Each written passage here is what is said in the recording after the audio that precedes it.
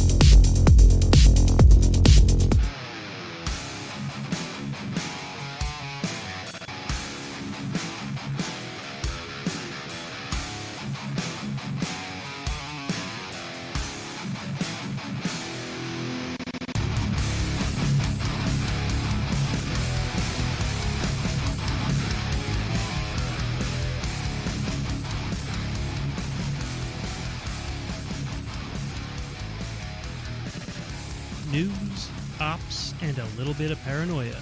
Welcome to the Iron Sysadmin Podcast. All right, folks, welcome to tonight's episode of the Iron Sysadmin Podcast.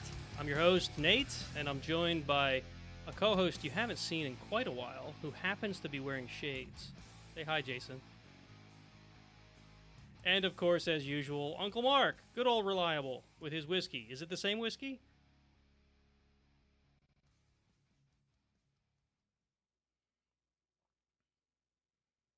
Oh, it's a bourbon. I'm sorry.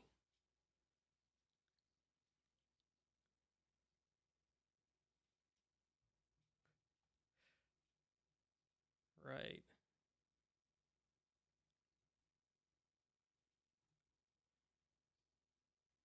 I have to ask, can folks hear the co-hosts right now? Because I'm thinking, yep. Hang on a second, folks. We will fix this momentarily. For some reason, the audio in OBS is not picking up the stream.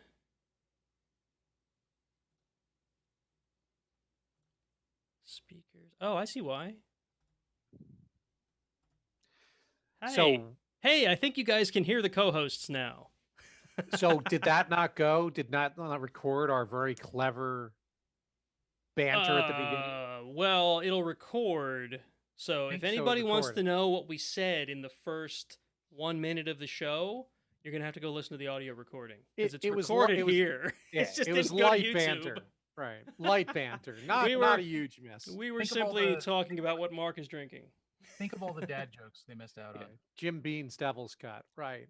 So for the benefit of the folks on the stream who didn't hear the intro, we've got Jason with us today, who hasn't been here in 2 months at this point? I don't know. And he's wearing fake sunglasses. Is it tomorrow yet? I'm still not sure it is. It's still March. Is it? I think it's still March. It might be. It's now. It used to be then, but it's now. We're looking at now, sir. It's cold out like it was in March, so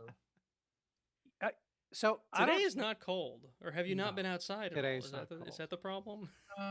It's not as hot as summer should be. Yeah, you're probably right. It was a little muggy on my after lunch walk. It seemed warmer. It's warmer, 120 or some insane number in California. So yeah, no. What is it right now in lovely Nazareth? Trooper, it's March 188th. 81 degrees right now. Yeah. Yeah, 81 in Naz. But we're in the Lehigh Valley, so we're at the bottom of the valley, so all the junk in the air and crap leaks down here, I think, and probably. So my watch says it's 74, and on the top of the mountain that I'm on, it's usually about 5 degrees lower than that. So even with that max reactor throwing off all the heat? Yep. Okay. Yeah, I bet. All right, so Josh, I see your comment about it being a little bit low. I just adjusted some volume, but the levels look okay from here, so I don't want to mess with them too much and then ruin the audio recording. So I hope it's good enough. Just turn your speakers up a little. Don't be a ruiner. All right, so tonight, I don't know if any of you saw, because I was very vocal about this, because I was very happy about the fact that it happened, but I passed my RHCE this past Monday. Not yesterday, but the Monday before. And wait, you do computer stuff? I do computer stuff. Oh, totally. Wow. I don't know if I knew that. I totally do computer stuff. So you don't know if you knew that. So anyway, there were a couple interesting things about this particular run through of the RHCE. One is that it's on the RHCE for Rel 8, which the whole curriculum is different now. It's not what you might be used to if you hold an existing RHCE from Rel 6, 7, 5, 4, whatever. And also I did a remote exam, which is a thing that is brand new since COVID, right? And it's actually brand new as of I don't know, what, a month, 2 months ago? That it was available to the public? It hasn't been out that long. I think it was the beginning of the month. Could be. I know it was available. Well, I don't know if this is too much inside baseball, but it was available to Red Hat Associates in a beta program before that. That could be what I'm thinking of. I think John Q got it at the beginning of the month. Yeah, that could be right. Beginning of September or August? Or March? September. March 180th, I think, at this point. Because according to Josh, it's March 187, or Trooper, it's 187th. So yeah, about March 180th. Okay. 180 days into March. Good. Yeah. So, at any rate, I thought people might find it useful to sort of hear not only about the new curriculum, because there's only so much of that I can talk about. It's just sort of very generalized things, because like many exams of this level, I'm under an NDA that says I can't share with you what was actually on the exam. So, take all this with a grain of salt. I can't tell you any details. Don't ask me to tell you details, because I'll tell you what I just said, that I can't. But I can talk about how the remote exam worked. At least I'm pretty sure I can talk about that. And what you might expect if you're considering a remote exam from Red Hat. I probably should have got a list of which other exams are available. Mark, you don't happen to have that, or maybe can you look it up while I'm talking? Because there's a couple exams that are available remote. You expect me to do work as a co-host? I mean, sometimes. So you want a little sidebar, by the way, about that NDA thing? Sure. So this is something that people who aren't inside of Red Hat might not realize. I think it's if you've looked into if you've ever taken a Red Hat exam as a non-Red Hatter, you probably remember that you signed an agreement that you wouldn't talk about the contents, what was actually in the exam with other people. What I think people might not realize is that even inside a Red Hat, like me and Nate and other people wearing fedoras, we're not allowed to talk to each other about the actual exam contents either. That NDA extends inside Yep. of the company. Yep. So that's actually a valid thing that's worth mentioning. That was just not just the doddering old NDA. man sidebar. Not just the NDA and how it applies to both employees and people who are not employees of Red Hat, but the fact that Red Hat certifications aren't somehow easier because we work for Red Hat. Some people might think that because we're Red Hat employees, we get like some softball exam just so we can get those letters at the end of our name because we're employees. That is not the case. Sitting for my RHCE and RHCSA 7 years ago when I got them on RHEL 6 was just as difficult as when I got my RHCSA and RHCE this time around, which have happened February. I think I got the RHCSA. That one I went and took the exam in a kiosk. And this one, of course, I took remote. So we're in the role that Marc and I are in. We're required to have an RHCE certification. That's like the bare minimum. And that's, basically because we're technical people, right? Our support engineers have to be Red Hat certified as well because they're technical people and they're supporting our products. So it would be very silly, I think anyway, for the company to say, yeah, we'll just give you an RHCE, right? Or we'll make it easy for you, because then it would sort of dilute the very nature of what an RHCE is. So you trying to say something, Marc? So I was wrong. You were I've wrong? been married 28 years. I should be used to saying that. You're never wrong. They were available August 3rd, not beginning of September, so beginning of August. In the Yahoo, not the Yahoo, no, it's the YouTube chat. I dropped the blog that Randy, the guy who's in charge of all this junk, wrote talking about it. And so August 3rd. And then it's the two pieces that make the RHCE, right? RHCSA and RHCE. And then the OpenShift admin 280 and OpenShift app development 288. So as he puts them, they're the most in demand, right? Which makes sense, right? Sure. Red Hat certification, RHCE, that's the big boy. And then obviously Red Hat's, been focused on OpenShift a lot. So having those certs available remotely was considered pretty important. And it was August 3rd. Good. So it has been a little over a month, just about. But time is meaningless, as we've talked about. Time is meaningless in the world of Smarch. Yeah. So I thought I'd talk a little bit about first the remote exam and what was involved with that. And then I'll talk Which you can talk about. Which I can talk about. And then I'll talk a little bit about what you can expect from, from what is public about the RHCE, what you can expect, and maybe some things that might help you study. So the remote exam itself, obviously I took it right here at this desk that I'm presenting Iron Sysadmin from right now. And there's a bunch of requirements that you have to meet along with that. So, of course, I registered for the exam, and then I scheduled it, just like you would if you were going to go to a kiosk. It's really the same deal. It's not like you just register for it and you can just log right in and take your exam. But I registered for it, and then I picked a date, which I thought would give me enough time to sort of go through a couple more, rounds of practice before I took the exam. Looking back, what I probably should have done is when I scheduled the training, I probably should have scheduled the exam for like a week or two after, because I gave myself way too much time for the skills to get dusty in my brain. And I found that there was a lot more relearning to do after the month and a half or so had passed between when I took my training, which was also online, and when I took the exam. That's a me thing, though. Maybe you work better. Maybe you're more diligent than me, and that time off in the middle would be used for practice. In my case, it was used for, crap, I got to get back to life. And I did a bunch of life in between in between when I took the training and when I took the exam, and that was a mistake. I shouldn't have done that. Yeah. I'm the opposite of the guy who takes any downtime. Every time I've successfully passed a cert exam has been when I've gone for the boot camp version where it's Mhm. Monday through Thursday in the class. Yes.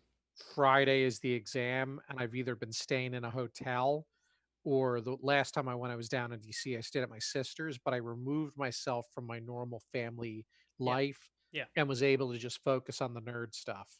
So when I got my RHC, SA, and CE on Rel 6, my old boss and I went to New York City, stayed in a hotel, took a RHCE rapid track course, That's the one. which The covered rapid track. none of the RHCSA, which had me really concerned. It very lightly touched on like a quick review of RHCSA, and then the whole course was essentially RHCE prep. And then we took both exams on Friday, which was, if you want to talk about anxiety, there you go. And I passed them both, which was cool, right? Now, the thing with, well, I'll get into this when I talk about the curriculum of the RHCE, I suppose. But anyway, so I registered for the exam. I scheduled when I wanted to take it, which was, like I said, this past Monday. Not yesterday, but the Monday before. Because yesterday was a holiday. You can't take it on a holiday, I'm sure. After I scheduled it, I received an email like a day later with a whole bunch of information that I need to know before I can actually sit for the exam. And one of those things was, go download this boot ISO and burn it to a USB stick. Now, this is the exact same procedure you'd follow if you were downloading Fedora, or RHEL or something to install on a system and burning it to a USB stick. It's just that this is this special exam environment. And anybody who's taken a Red Hat exam knows what this exam environment looks like. It felt identical when I booted it on my laptop here.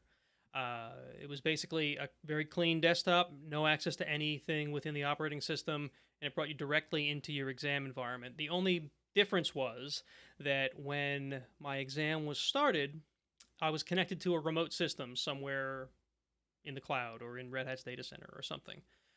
That was basically a RHEL 8 desktop, which would then bring up my exam in front of me with the timer and with the tasks that I had to complete and all that stuff. The stuff you'd expect if you've ever taken one of these exams. That's the environment that it puts you into. So I was actually kind of impressed, to be honest, at how well they delivered the kiosk exam environment remotely. I thought it worked out pretty well. The only real problem I had was that when they initiated my exam, I presume that this is like a cloud instance it boots up somewhere, right? It's imaged off of something, and then when you log into it, your timer starts. The thing didn't boot. They presented me with what might have been something like a VNC session to a black screen with a cursor at the top, and it didn't actually start the thing, right? So like half an hour in, they finally got it to boot, and they had to add a half an hour to the end of my timer, right, which was good of them. I didn't lose half an hour of exam time, which is good, because as we talk about this later, I'll tell you how I needed it. So I got it. Well, so that's pretty much how the environment works. Now, if you've ever sat for an exam in a kiosk, you'll know that there's webcams that look at you, right, so that they can tell if you're trying to whisper to somebody or if you've got, notes on your wrist or something and you're trying to cheat. They make you... A clever midget under your desk. A clever midget under your desk. Is midget an okay word, Mark? Did we just offense? Is it little people? Is that the word? A tiny nerd under your desk. A tiny nerd under your desk. There we go. I mean, it could be a child, right? Maybe it's a child nerd. Anyway. So this brings me to system requirements, okay? So you have to have an external webcam. You can't just have the one that's built into your laptop or into your monitor or whatever. You have to have one that you can physically pick up and move around, because they need to be able to look at your keyboard, look at your desk. They physically have you pick up the camera and pan it around the room so they can tell there's not somebody like hiding in that corner over there, like right over here where the camera doesn't show. They have you look under the desk to check for, short people or notes or whatever. And so they basically need to make sure that you're not able to reference notes that you've hung on the wall behind the monitor or something. They do have you check behind the monitor even, right? So that's a requirement, right? You have to be able to pick up your camera. You can't just have it attached to your monitor, because if it's on your monitor, you can't pick up the monitor and move it around. Which brings me to another requirement, which is you can only have one display. I don't know if that's because of the way they monitor you, or if it's some limitation in the exam environment. You can only have a single display. So if you're on a laptop like I was, I have my ThinkPad that was issued to me when I started working at Red Hat. I used that, but I have 2 external displays connected to it. So they said, well, you can have one external display, but then you have to close your laptop lid, right? And I talked to another person who took a remote exam later after I'd finished mine. And he said the size of the monitor really doesn't matter, because the display in the lab or in the environment that you're booted into is only, like 1024 or not 1024, 1280 by 1024 or whatever. So if you're on a large monitor like the one that's right in front of me, it just shows up in a little window. It doesn't scale up or anything to fit your environment. And the guy who says that the size of the monitor doesn't matter, yeah, he always says that, but we know that's not true. That's what they always say. So at any rate, so that's a thing you're going to have to deal with. What I did is I took my laptop, which is on a stand right over here, and I put it right in front of my big display. And I attached my keyboard and my mouse to it through a hub, which is another limitation, right? You can't have too many devices plugged in. Keyboard, mouse, and your external camera are the only things you're allowed to have plugged into the device. I don't know if they scan the system to check that, but that is a thing that they validate. Your keyboard and mouse can't be wireless. They have to be physically cabled. I don't know if they think that people are going to feed you answers through the wireless dongle for your keyboard. I guess that's possible if you're that determined to cheat. So you have to have a physically cabled keyboard and mouse. I've talked to some people that say they've gotten away with a wireless mouse, and I've talked to others who say absolutely not. They wouldn't even let me start the exam until I removed the wireless devices and plugged in physically cabled ones. So, your mileage may vary. It all depends on your proctor, I suppose. So your desktop area has to be completely clean of anything. Right, so my desk is usually kind of cluttered, not terribly cluttered, but cluttered enough. I have a notepad here. I have my desktop calendar. I have the mixer that I use to record the show. I have some external USB devices that are usually plugged into my laptop, like an SD card reader, that kind of thing. All of that had to be cleaned off, and there was some wording in the email that I got that made me feel like the entire room had to be barren and stark. And I talked to some other folks who had taken the exam before my day came, and they said, no, they're not quite that much of a stickler. I talked to some people that say if they had like a framed piece of art or something on the wall that had writing in it, like anything English language, they had to remove it. They had to pull it down because it could have been used for cheating in some way.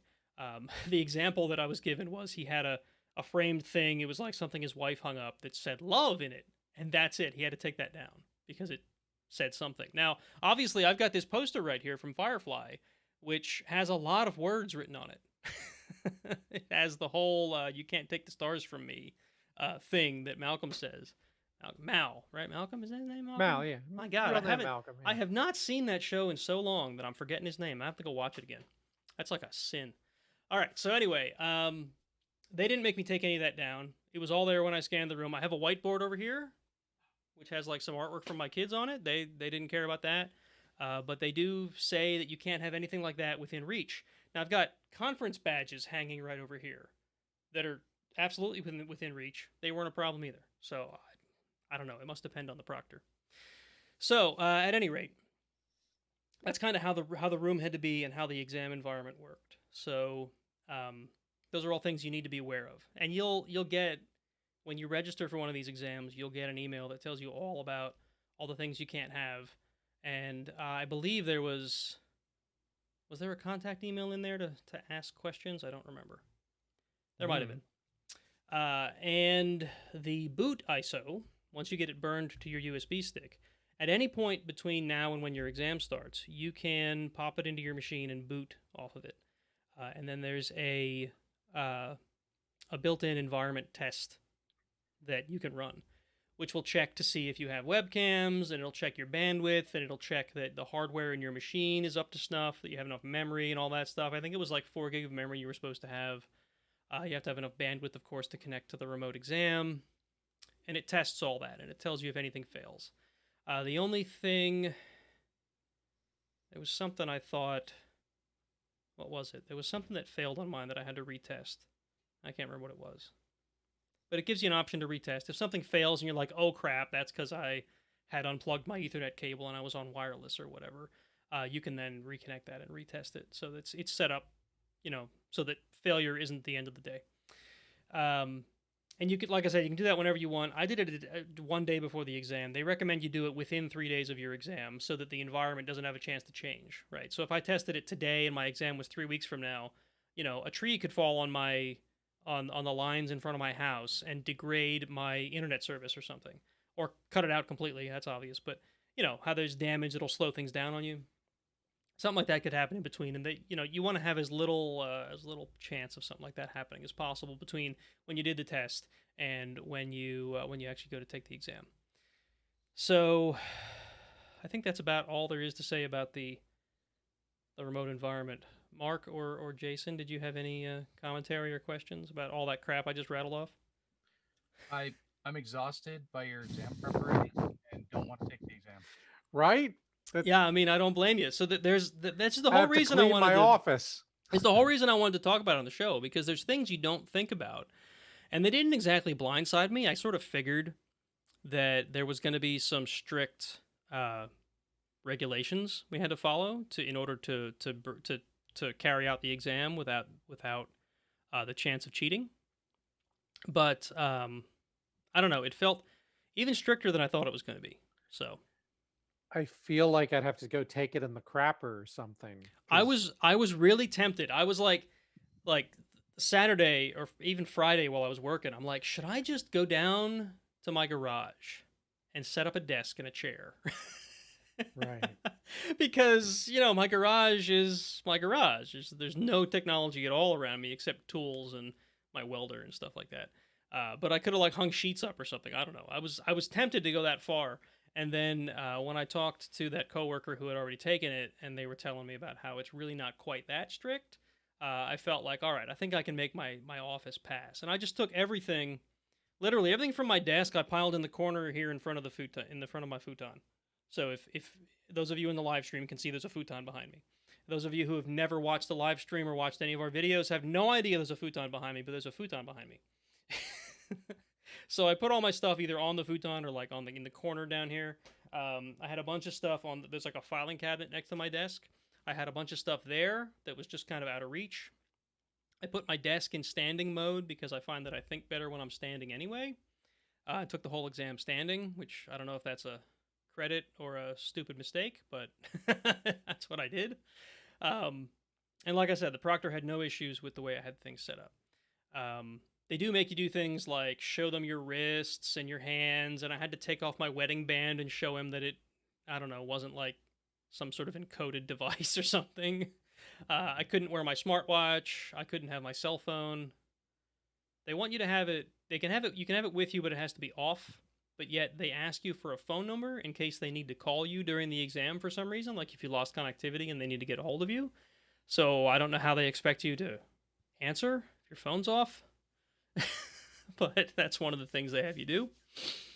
So yeah, that's pretty much how to prep for, physically prep for the exam. The curriculum on the RHCE for Rel 8 has shifted from in my opinion, it has shifted from a Linux exam to an automation exam. It's still related to the old RHCE in that you're performing tasks on RHEL systems similar to what you might have performed during the old RHCE, except now you have to do all of them with Ansible.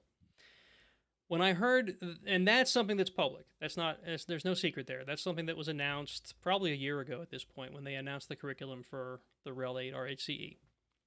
And this is because in today's world, as a sysadmin, if you can't disconnect yourself from the old pets model, the pets versus cattle model, right? The old pets model of handcrafting all of your systems, you're probably not all that well prepared for the world that we currently live in, where everything's cloud, everything's designed to be built and destroyed, everything's all DevOpsy.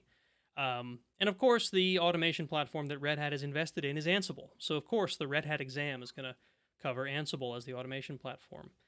So yeah, it's not a puppet class, it's not a chef class, it's not a, what is that, Salt Stack? Is that other crazy one that people are using? Salt is one of them, yeah. Yeah, it is an Ansible exam.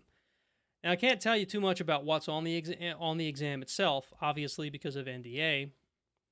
I can tell you that I was not an Ansible person coming into this.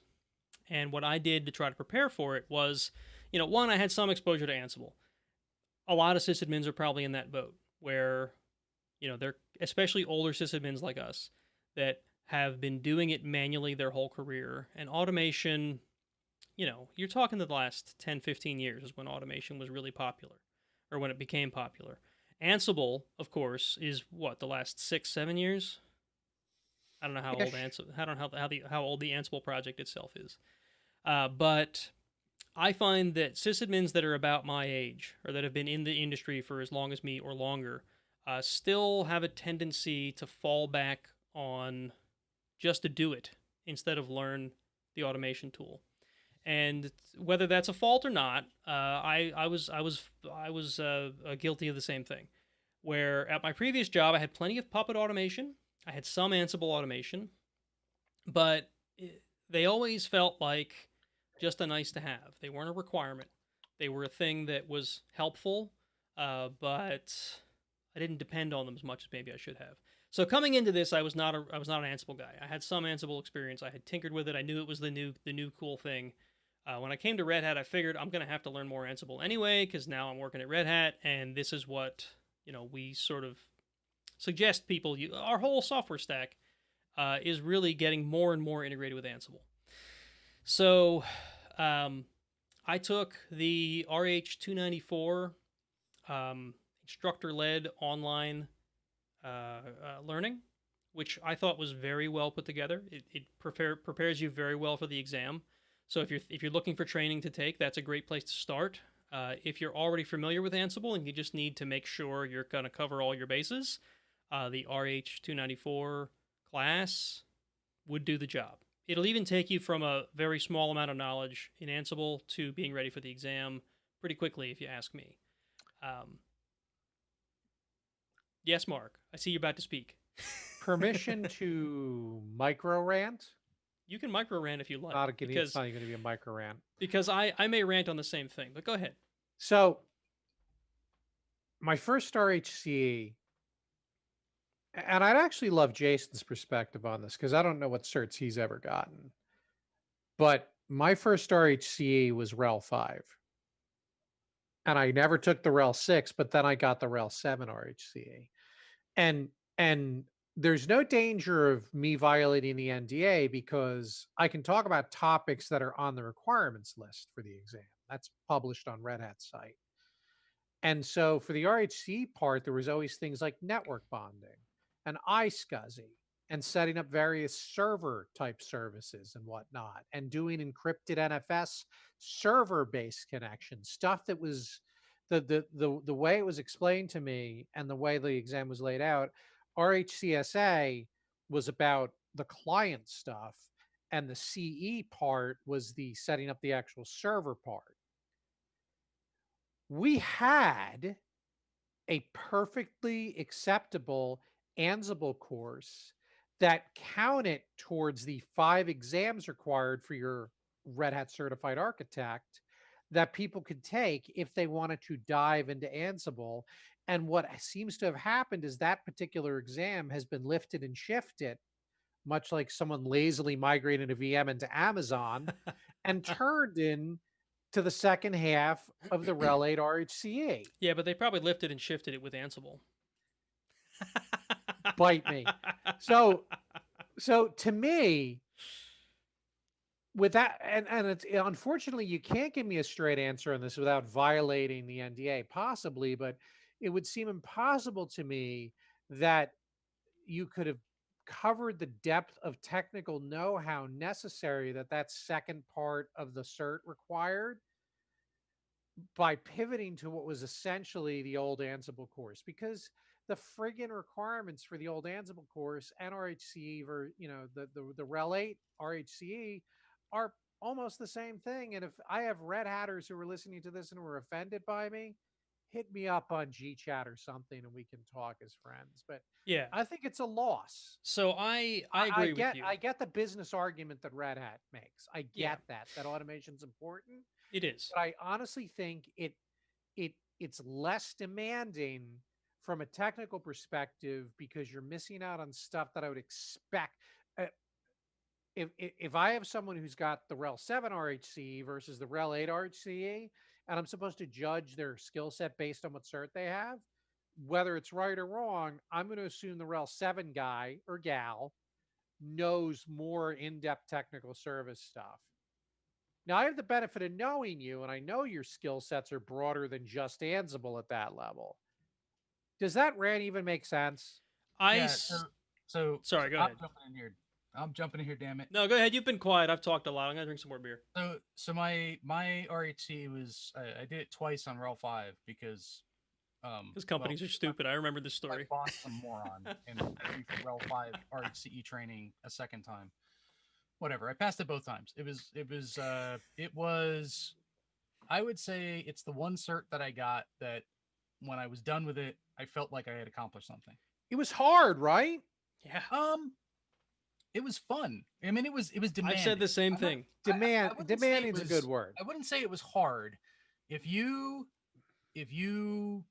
learned it, it wasn't overly difficult, but it was demanding. It was, I don't know. How long does the NDA last? I mean, it's been a decade. Forever.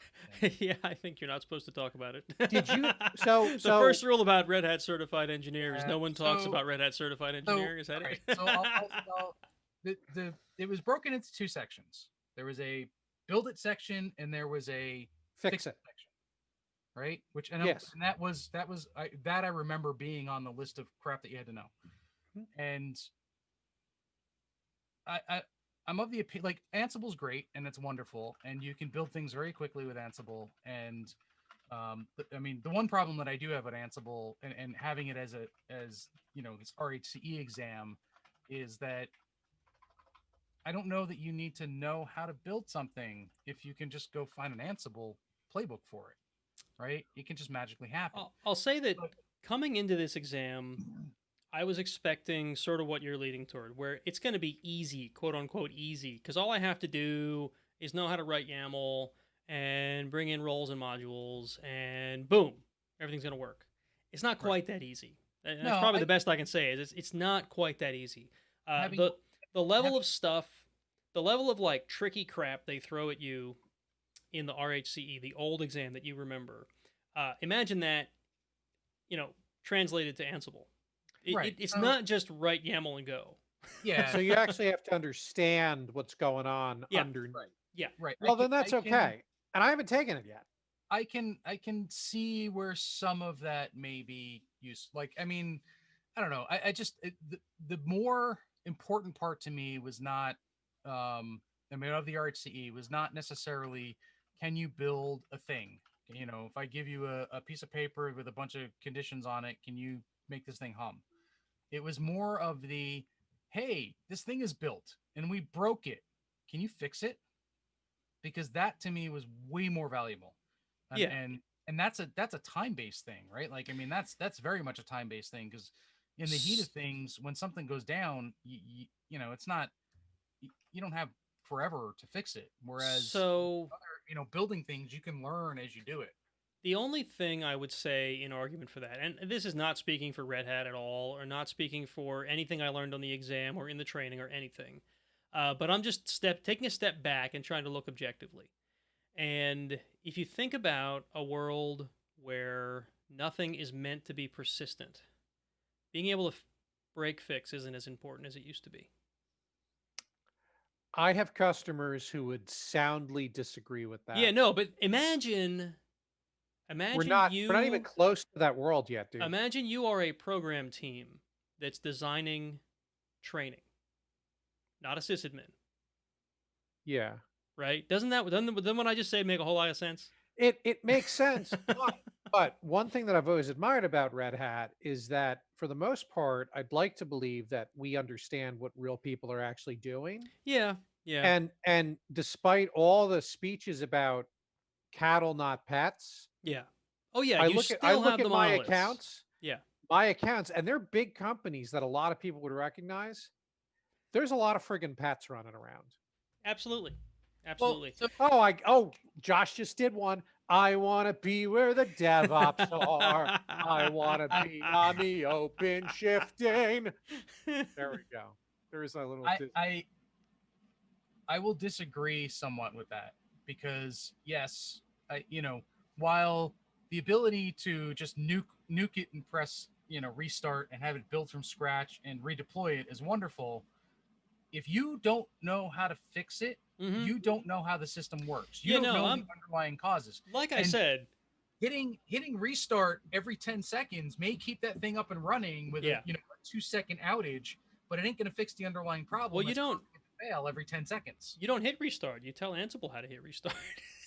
Right, but well, that's fine. I mean, but Docker has the same problem, right? So, I mean, I talked to somebody, when I first started out with Docker, and his big thing was like, I don't care if my app crashes and burns at all.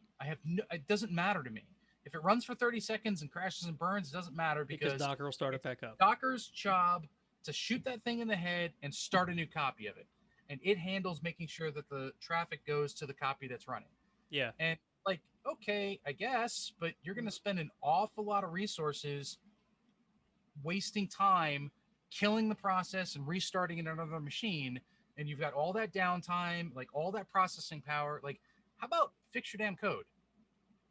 That's I mean, right. Yeah, that's valid. Hard. Just I because know, you can shoot it in the head, shooting it in the head, but then spawning a defective copy over and over again is not a great plan.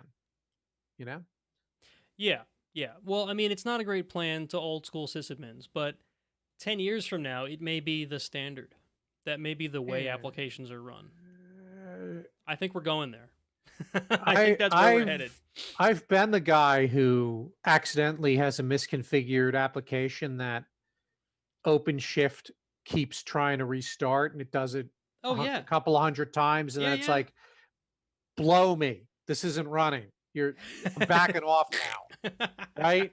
It's spectacular. Yeah. So yeah. Yeah, no, I mean, I'm not advocating that we should be running bad code and hoping our automation keeps it up and running.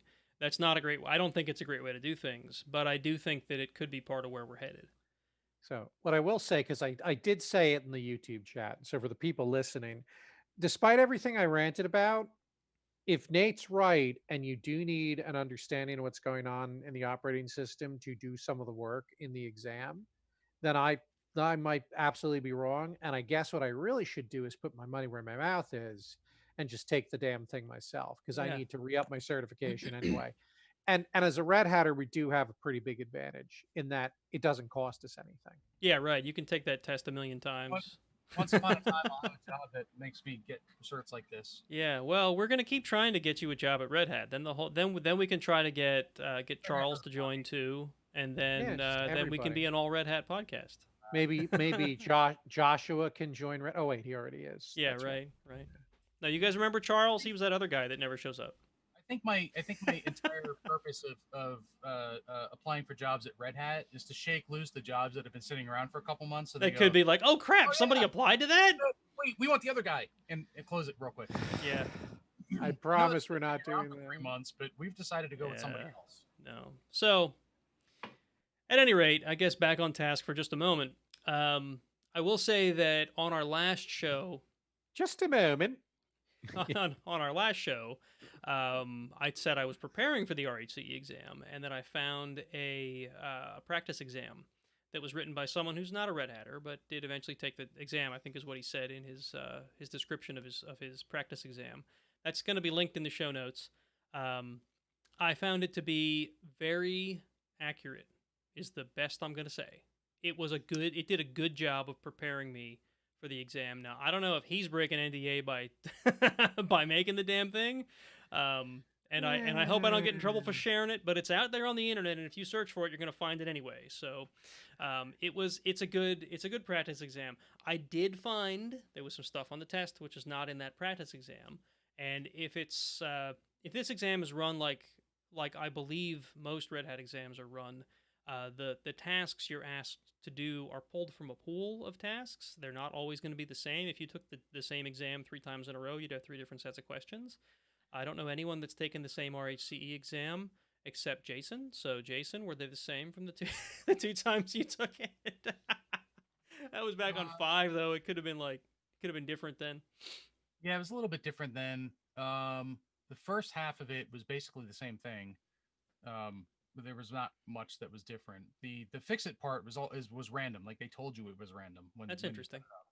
Yeah, I forget what we've shared publicly, so I'm neither going to confirm nor deny everything Nate said because I still like working for Red Hat. Yeah, no, I haven't given anything away. I'm just saying that the exam is, I don't think it's the same every time. I would expect the questions to change. It's the only way to make an exam that people can take, and that's going to be something fair, right? Well, it's just another level of. Like, you can throw NDA at people all you want. You're always going to find someone who doesn't care about that NDA, and they're going to go ahead and make themselves a cheat sheet and sell it or something, right? Sure, they'll get in trouble. Maybe they'll nullify their certification, but maybe they don't care. So another level of that is to make it so the exam is hard to clone by making it random. Right. As a moderator on the Red Hat subreddit, I can tell you there are some people who do not care about the NDA. Yeah. Right, and I'm sure it's not incredibly easy to prove that you've broken the NDA anyway. I mean, you have to prove intent, and you have to prove that all those things were attributed to that person, right? Like, short of getting on posting on Reddit. Right. Short of getting on a podcast and showing my face and telling you exactly what's on the exam, like, Yeah, right. If I went through and told you all the things I did on the exam, that'd be different. But one, I don't know if I could recite them all again because it was such a. I guess that's actually a good segue into the next topic. So, it took me the full time limit to get through the exam. I've never had to exhaust the entire time limit on a Red Hat exam because of all the experience that I have. When I took my RHCE and RHCSA on RHEL 6, I finished them, probably each of them, in about half the time I was allotted. Right? Now, sure, I could have sat there and poured over everything again or whatever, used more time, but I did it the way I did it, and I passed them both, and it was fine. When I took my RHCSA back in February, I forget what the time limit was, but I used less than the time limit, to the point where the proctor, when I told him I thought I was done, said, "Are you sure?" Right? Maybe they tell that to everybody. I don't know. But he basically said, "Are you sure you don't want to check over everything again?" And I probably should have, because there was some stuff I missed that I swore I got right. And maybe I could have gotten a better score. But again, I passed. With this one, it took me the full time limit. And I'm almost ashamed to say this, I got a 0 on 2 of the segments because I just completely blanked. Again, because of the amount of time between when I took the training and when I took the exam. And even the pre-test, the practice exam that I just said was so good, it did not cover these all that well. So they were 2 things, and they were based on, well, yeah, this is part of the requirements. Ansible templating is a thing that I struggle with. Maybe not struggle with. I don't think I've ever used it outside of the training and the exam. And I completely blanked on how to use the stuff. And I got some of it in a different section, but on the section that really mattered related to that topic, I got a complete 0 because I just could not remember it. And there was one other that I'm not going to talk about because I don't remember if it's in the requirements that are published. But I got a 0 on that one too because, again, it was a relatively simple task, right? But I couldn't remember how to do it. And I was in like the last 15 minutes and like a light bulb went off, or I found an example in the documentation. And I just didn't have time to execute on it. So even with that, 2 sections were 0s. I still passed. And that's because I did well enough on the rest of it. Stuff that was stuff that I could remember how to do. So the exam is no joke. It's I went into it with a mix of feelings. One, that I was underprepared because I didn't know Ansible all that well, and the other, how hard can this be? It's all just an automation exam, right? And the two of those came together in this sort of medium place, and I had underestimated. It was harder than I thought it was going to be.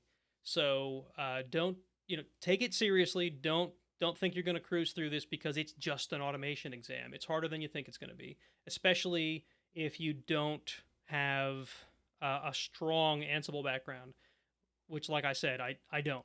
The training prepared me. So if you don't have a strong Ansible background, take the training or take some training. It doesn't have to be Red Hat training, although I think the Red Hat training leads perfectly into it because the Red Hat training knows what's on the exam, right? I would think. But the Red Hat training would have prepared me very well if I had taken it, if I'd taken the exam closer to when the training was. So take that into consideration. Unless you're going to be diligent and do a lot of practice in between, make sure you take your exam close to when you take your training, if you take the training. That's super important advice. That don't let there be a time gap. I think. Yeah. That's really there was almost 2 months, I think. I think I took the training in June-ish or July. Was it mid-July? And I didn't take the exam till the end of August. So, lots of time. And let's see, is there anything else to talk about on this subject? Oh, the thing that I really think, we talk quite a bit about whether it's still an RHCE exam because it's now Ansible. And I'm sure smarter people than me have gone through and decided why the curriculum is the way it is. But what I would love to see, so, if someone from Red Hat Training is listening, what I would love to see is, so we still have the RHCSA, which, as far as I can tell, was largely unchanged, right? It's just updated for RHEL 8. And now we have the RHCE, which is completely obliterated and different than it used to be. I think what would have made more sense, so there were some pretty basic things that you can do with Ansible that were covered in the RHCE exam. And there were some pretty advanced things you can do with Ansible that are covered in the RHCE exam. What I'd love to see is a blending of the current RHCE and the old RHCE and RHCSA training, right? I think the RHCSA should incorporate some simpler Ansible tasks and some of the old school tasks that you do now. And the RHCE should incorporate some of the more advanced Ansible tasks and some of the more advanced system administration tasks that we had on the old RHCE. I think that would be a great happy medium. And I don't know what you two think about that idea, but I think personally, I would have a lot more, and maybe I'm just saying this because I think I would have done better on the old RHCE curriculum than I did on the Ansible curriculum. But I think that would be a better place to land than where we've landed with the current RHCE. I think that would help ease into it like an old man eases into a bathtub. That was about the cleanest way I thought that was going to go. With the easing in. And Josh, I see you in the chat. Yes, it is still a challenging exam. I was not trying to say that it was not a challenging exam. I'm saying that the old exam covered a lot of really important things that sysadmin should know that the new RHCE does not cover. Yeah, I think I don't know. I'm just an old curmudgeon at this point, but I mean, get off my lawn. I think having Ansible as a separate cert is better. I really think that the RHCE should be focused on how the system works. Yeah. So the only reason I hem and haw here is I do agree with the stance that automation is becoming more and more important. I do as well. So I think automation should be part of the RHCSA and CE curriculum. I think that in order to have a CE cert, you should have some automation under your belt, but it shouldn't be the whole focus. There should be a piece of it. Yeah, part of it used to be bash scripting at the end.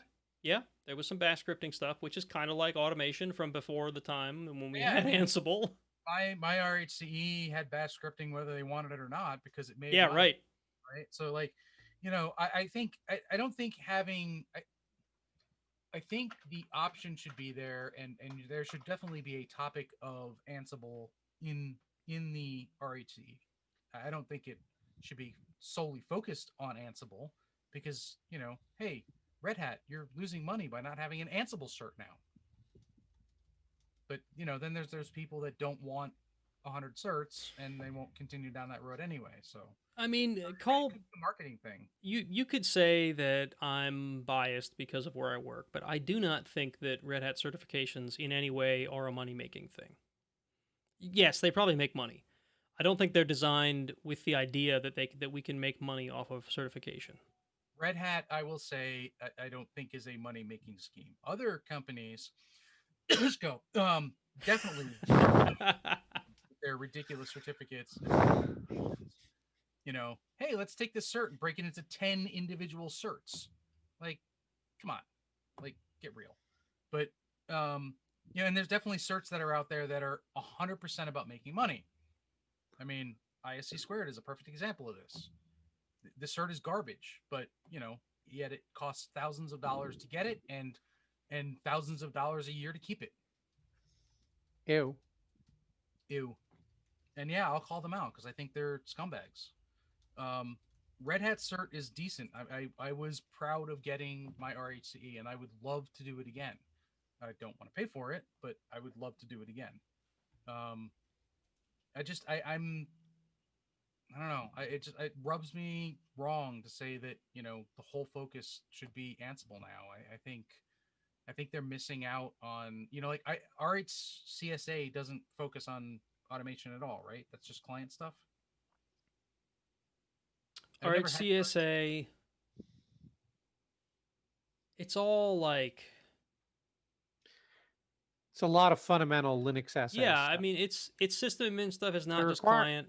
Yeah, the requirements are out there on the web, legit, and no, there's no automation in there. Yeah, well, I mean, it's like the basics, like the stuff you need to know to set up a server, like how do I make users and like that kind of stuff. How do I mount a share? Set up groups and permissions and I put this in the chat. Back in my day, there was no RHCSA. You got the RHCE and you liked it. Well, wasn't it RHCT or something? Red Hat Certified Technician came before CE in the 5 days. You got something if you only pass the first part. Oh, I don't know. I was okay. I remember that from RHEL 5. Training and exam. Period. There was no thing. So I think somebody else mentioned that you get like just because you went to the training, you got like a participation trophy. Well, hang that on your wall. Yeah. When I first did RHEL 5, it was the class Monday through Thursday and then the exam on that Friday. One dude, the one of the dudes, like within the first 5 minutes of the exam, just got up and walked out. Yeah. Well, we know a guy, Marc, that we work with, who said that he walked in to do his was it his CE, and he said in the first couple minutes he knew he wasn't gonna get it because his brain just wasn't working the way it needed to, and he just got up and left. So I could see that happening. But yeah, when I took my CE on RHEL 6, anyone who's taken it knows that there's like a gatekeeper that you have to pass. Hard stop before you can take the exam, and if you don't pass that, you can't. You literally cannot take your exam. Oh, what's this? Red Hat Certified Engineer, Red Hat Linux 7.3. What? I thought you said you had it at. Yeah, I thought I had it at 5. Apparently, I had it at 7. I don't know. As well. 7? Did you get it after you left the college then? But it's 2002. No, I mean, how the hell did I get 7.3 in 2002? Because that's not RHEL. That's Red Hat Linux. Yeah. Wow. That's an old one. I did RHEL as well. I know I did a RHEL cert as well. Probably did RHEL 5 after that. Maybe that's what it was. Because I distinctly remember getting a copy of Red Hat Enterprise Linux to install on, like, you got the box with the disks and everything in it. I thought you were. RHEL I thought 5 you. was on, yeah. RHEL I 5 was on a physical box. You had a Yeah. you had a 386, I think, or a 486 Yeah. tower. I thought Yeah, you You had to certified on install RHEL Rel. on. I thought you certified on Rel 4, Jason. No, I've never really used Rel 4. Rel 5 was Enterprise 5 was the first one I really used. I thought we had 4 There were at that ISP we were working at. I thought you were managing Rel 4 boxes. No. No, they were 5. No, that was this. That was 7.3. No. Yes. Huh. Yes. Well, And maybe. then Enterprise Linux 5-ish. I mean, I swear I went to training for 5, but yeah, that was in 2002. That was my certificate. You know, I still have it framed and it's pretty and whatever. But And that would have been right, I've because got when mine framed here somewhere. I think it's down there. when I first went to the Linux group at Merck, it was 2004, and we were using SLAS, and then we pivoted to RHEL 4 after a couple of years of SLAS. oh, Celeste, I'm sorry. Well, they had been using Red Hat, but then what I don't even remember it must have been Novell at that point. They came in and it was cheaper. Novell was on SLES, yes. It was cheaper because they only allowed you to have one kernel installed at a time. Yep. Oh man. But that was when Linux at Merck was just a bunch of web servers on pizza boxes, and that was it. You didn't do anything anything sexier than that. Yeah. Okay, well, we moved you moved the college from NetWare to SLES. No, that wasn't really me. I mean, I was there for it, but that was all Rob. And then we had the problem where every time we updated SLES, the machines would crash and burn because ultimately something was wrong with the new kernel. Oh And, no. you know, of course, like any Linux box, you just fall back to the old kernel. Oh crap, it deleted it. Yeah. Like default upgrade. Yeah, I don't know if that was kernel, delete old kernel. Yeah. Like no more net. It was just like, here's your new kernel. We're gonna remove the old one for you. Got to keep the system clean, right? Can't we just keep the old guy around for one reboot? Maybe Yeah, no. I actually had to write. I remember this. I wrote up a dirty bash script that would back up the kernel to a safe place, and then you could do your upgrade, and then you run it again. It would put it back into Grub, and it would put it back into where it had to be in case you had to boot from the damn thing. Was it Grub or Lilo? It was Grub. No, This was Grub. It was Grub 2. In fact, they were on Grub 2 before Rel was. Rel was still on Grub. Okay. In that day, that was Rel 5, I think. Was 5 still on Grub? Red Hat Linux. I want to say we were using Grub as well. Yeah, I think Grub 2 came with Rel. I mean, no, it was Rel 6. So Rel 7 had Grub 2. It was Lilo for the installer, but it was Yeah. still Grub. Yeah. Because when Lilo didn't like things, it would often stop at le. That was how you knew that it only half loaded. It never got the The low out. second half of it was in like the next stage or something. Yeah, I remember that. That was like by design. It was like that on purpose. It's only got le in the upper left-hand corner. It's It's the- le. Oh, your stage 1 is failing. Oh, okay. I got to my le prompt. Where's the low? So anyway, those are my thoughts on RHCE. I mean, I still, I'll say that this exam, I have the same stance that you do, Jason, where I found my RHCE exam on Rel 6 and my RHCSA exam on Rel 6 and on Rel 8 to be enjoyable. They were actually fun. They were a challenge. You got to like really test your skills. I found the RHCE on Rel 8 to just be stressful. And I think it's just because I didn't know Ansible as well as I know Linux, right? So I'm not saying that it's not a good exam. I'm not saying that it's not challenging. I'm saying I didn't enjoy it like I did the old exam. And again, that's a me thing. You know, that's just me.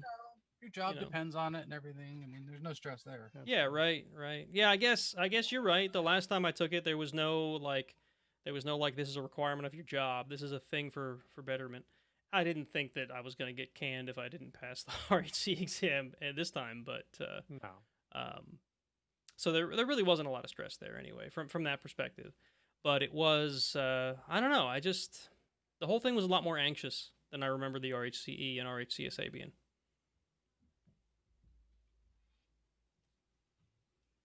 Okay. So I think that's all I have to say about that. And I think with that, we will go to a break. It sounds like my kids just got home from dance class and they're running up and down the hallway screaming. So, Oh, so they're due to pop in at any moment. yeah, right. They may just You're jump on a in at video any call second. with me. Yeah. Yep. Another reason why I can't take a cert exam at home. Yeah, right. Right. Yeah. Look, my No son, lie.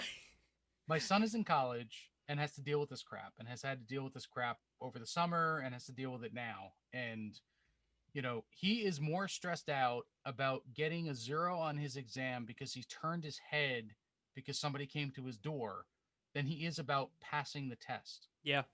Which is, I'm sorry, at this point, you've done something wrong. Yeah, I mean, I'm not gonna lie. There was a bit of anxiety around that, and I have a tendency, and this would have happened at a kiosk too.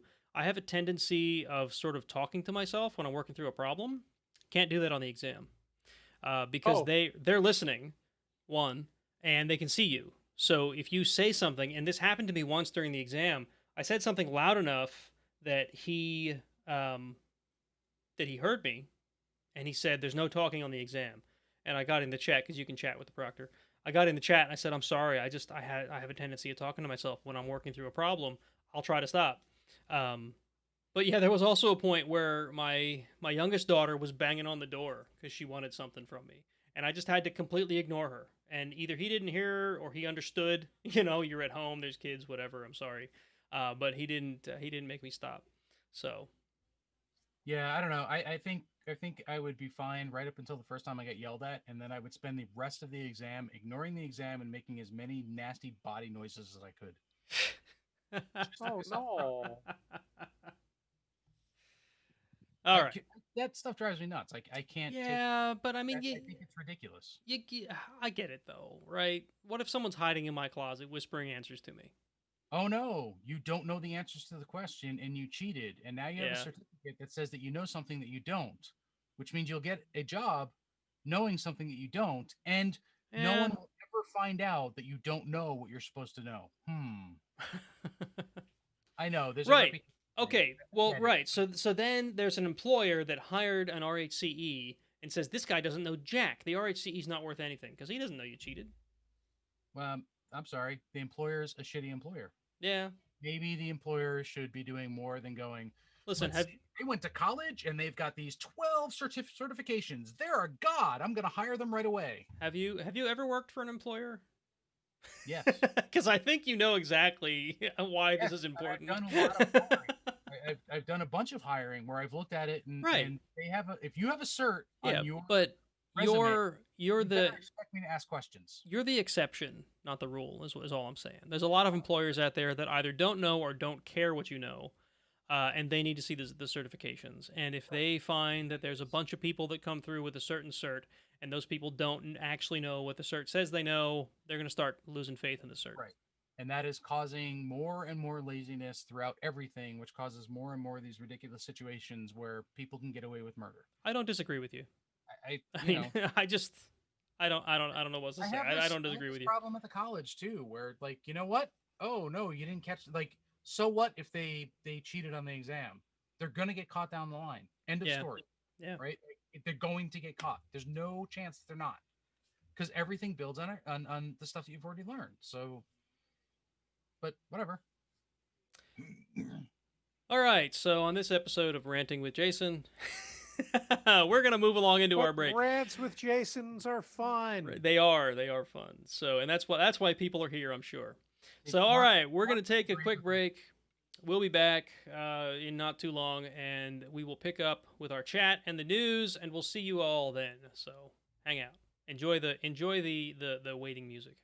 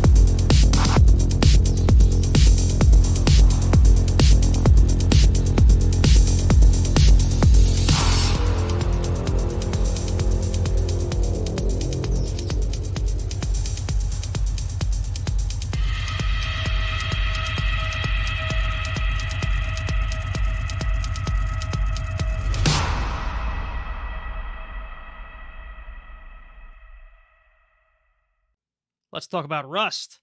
September 15th at the Live at Manning Conference. In one rustful day, go from ways to learn it and where and how to use it, from game development to aerospace and beyond, right from the pincers of expert rustations. Check the show notes of this show to find out more.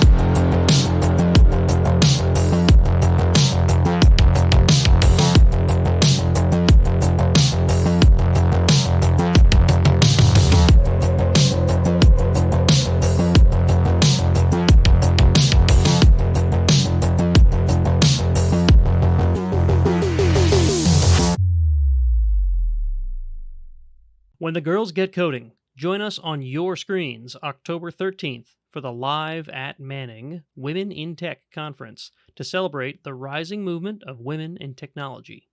Check the show notes of this show for a link to...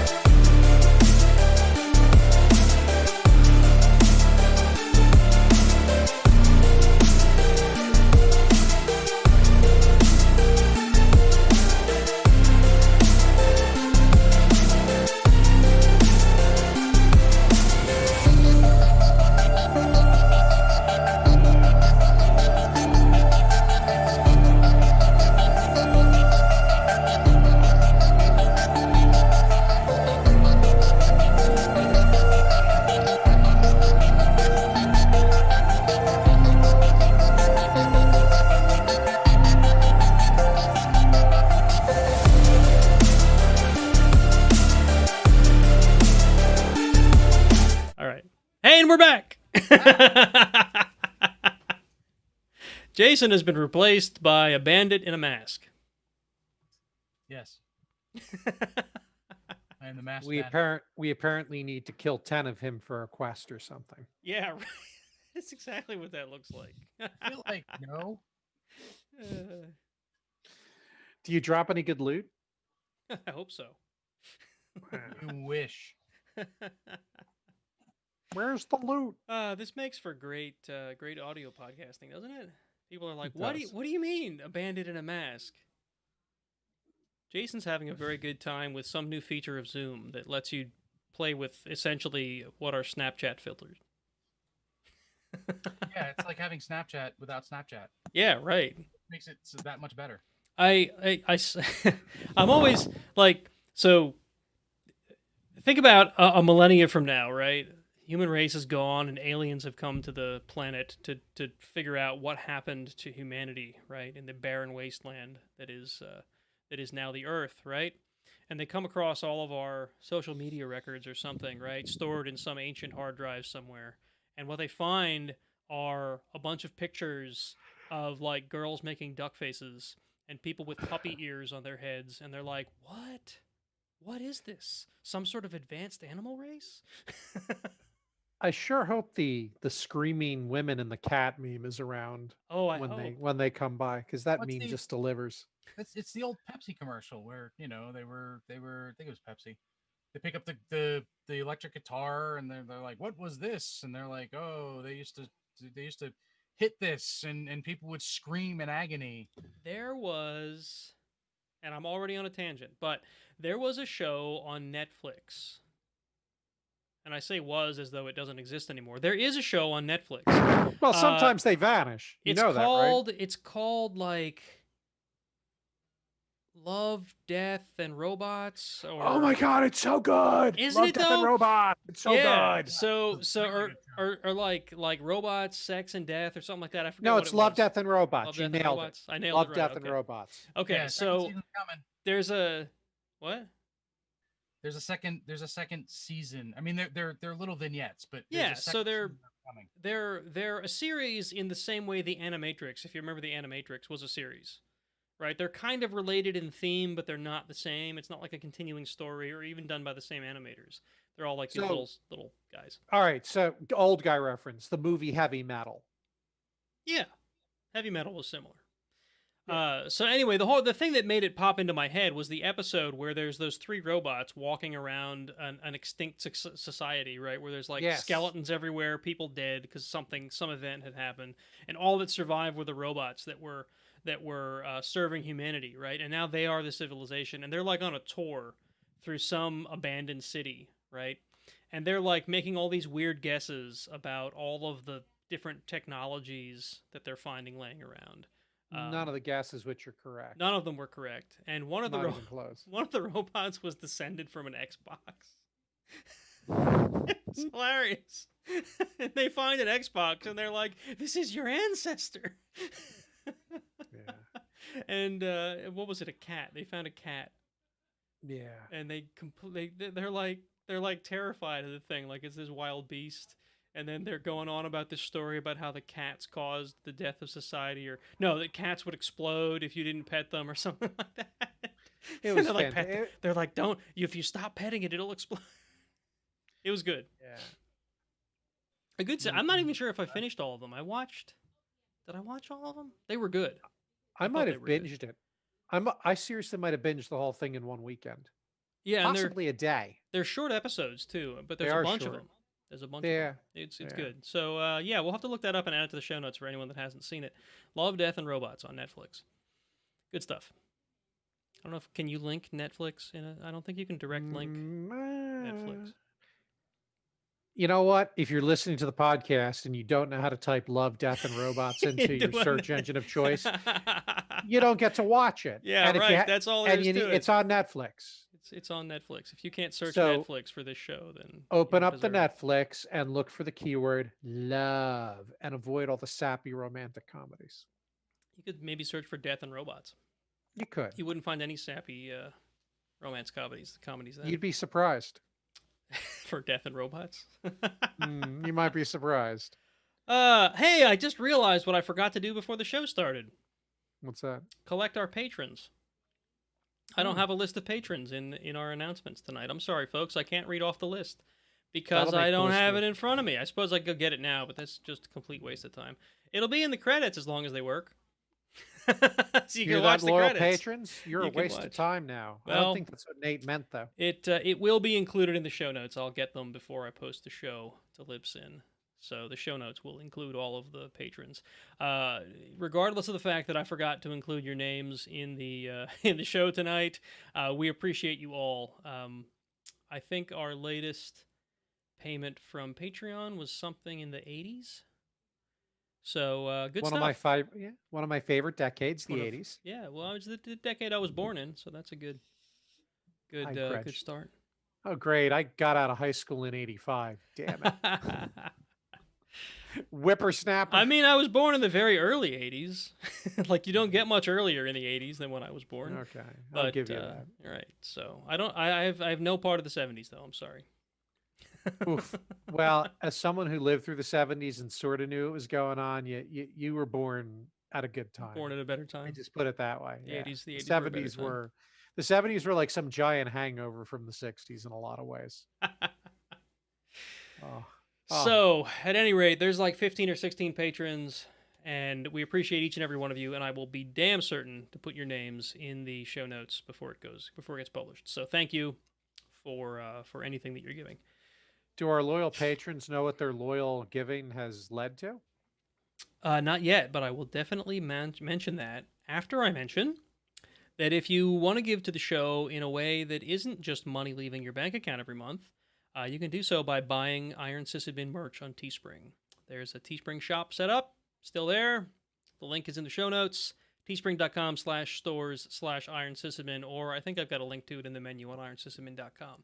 You can get t-shirts and mugs and phone cases for God knows what model of phone.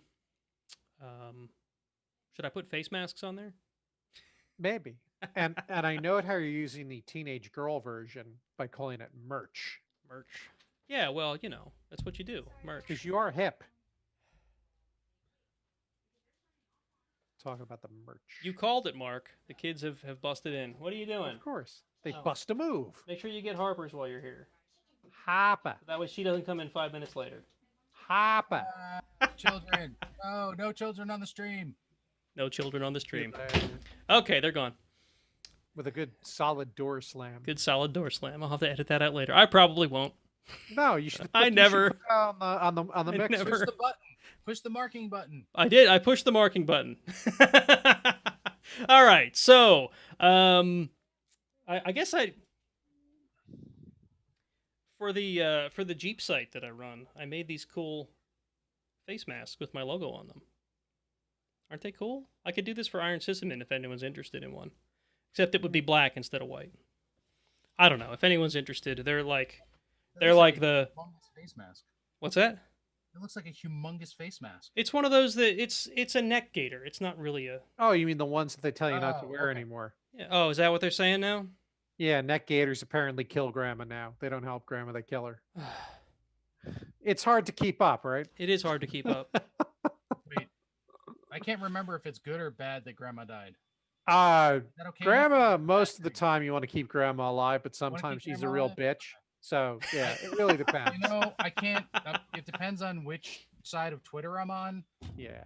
Sometimes sacrificing grandma is okay as long as it's for the greater good. It varies. So anyway, these are the face masks that I have, and I'll probably keep wearing them. I'm sorry, folks, if that makes me an asshole, but No, it doesn't, because it might change Learning. again.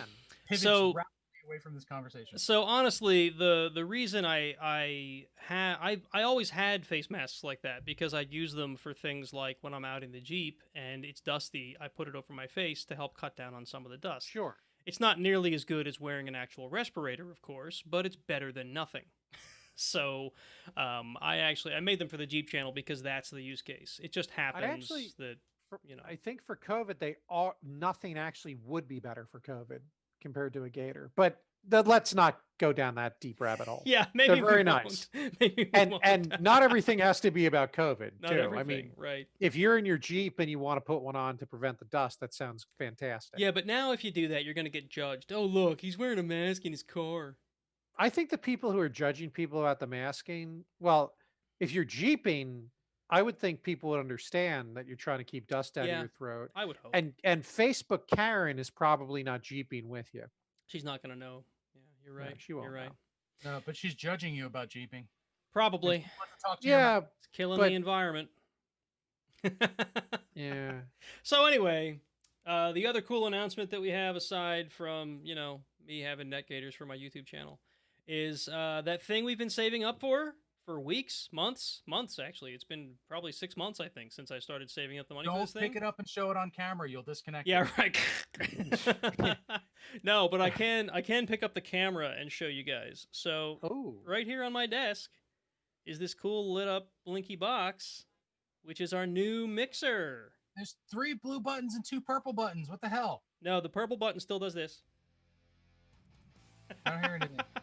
I hear it. You have to hear it.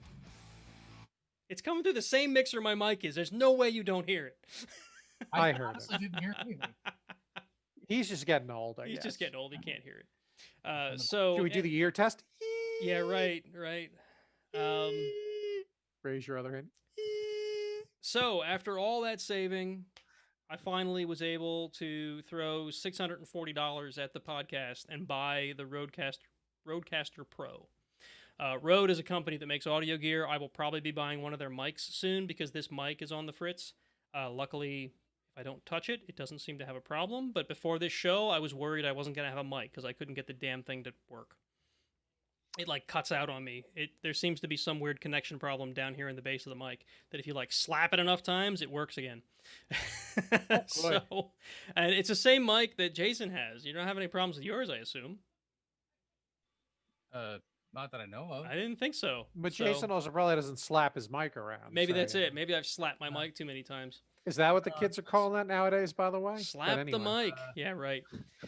So this mic made its appearance on Hope for two separate talks this year too. So that's cool. That's cool. Nice. So yeah, at any rate, I'll probably get Rode makes a mic that this mixer actually has a preset for, which will make it sound awesome, supposedly. And it's about the same price as any other mic, so I'm probably going to get one of them. I use Rode for the camera mic I use for my YouTube stuff, and that's what introduced me to the brand, and they're pretty good stuff. I don't know if they're like high-end, crazy high-quality stuff, but they're good podcast level stuff.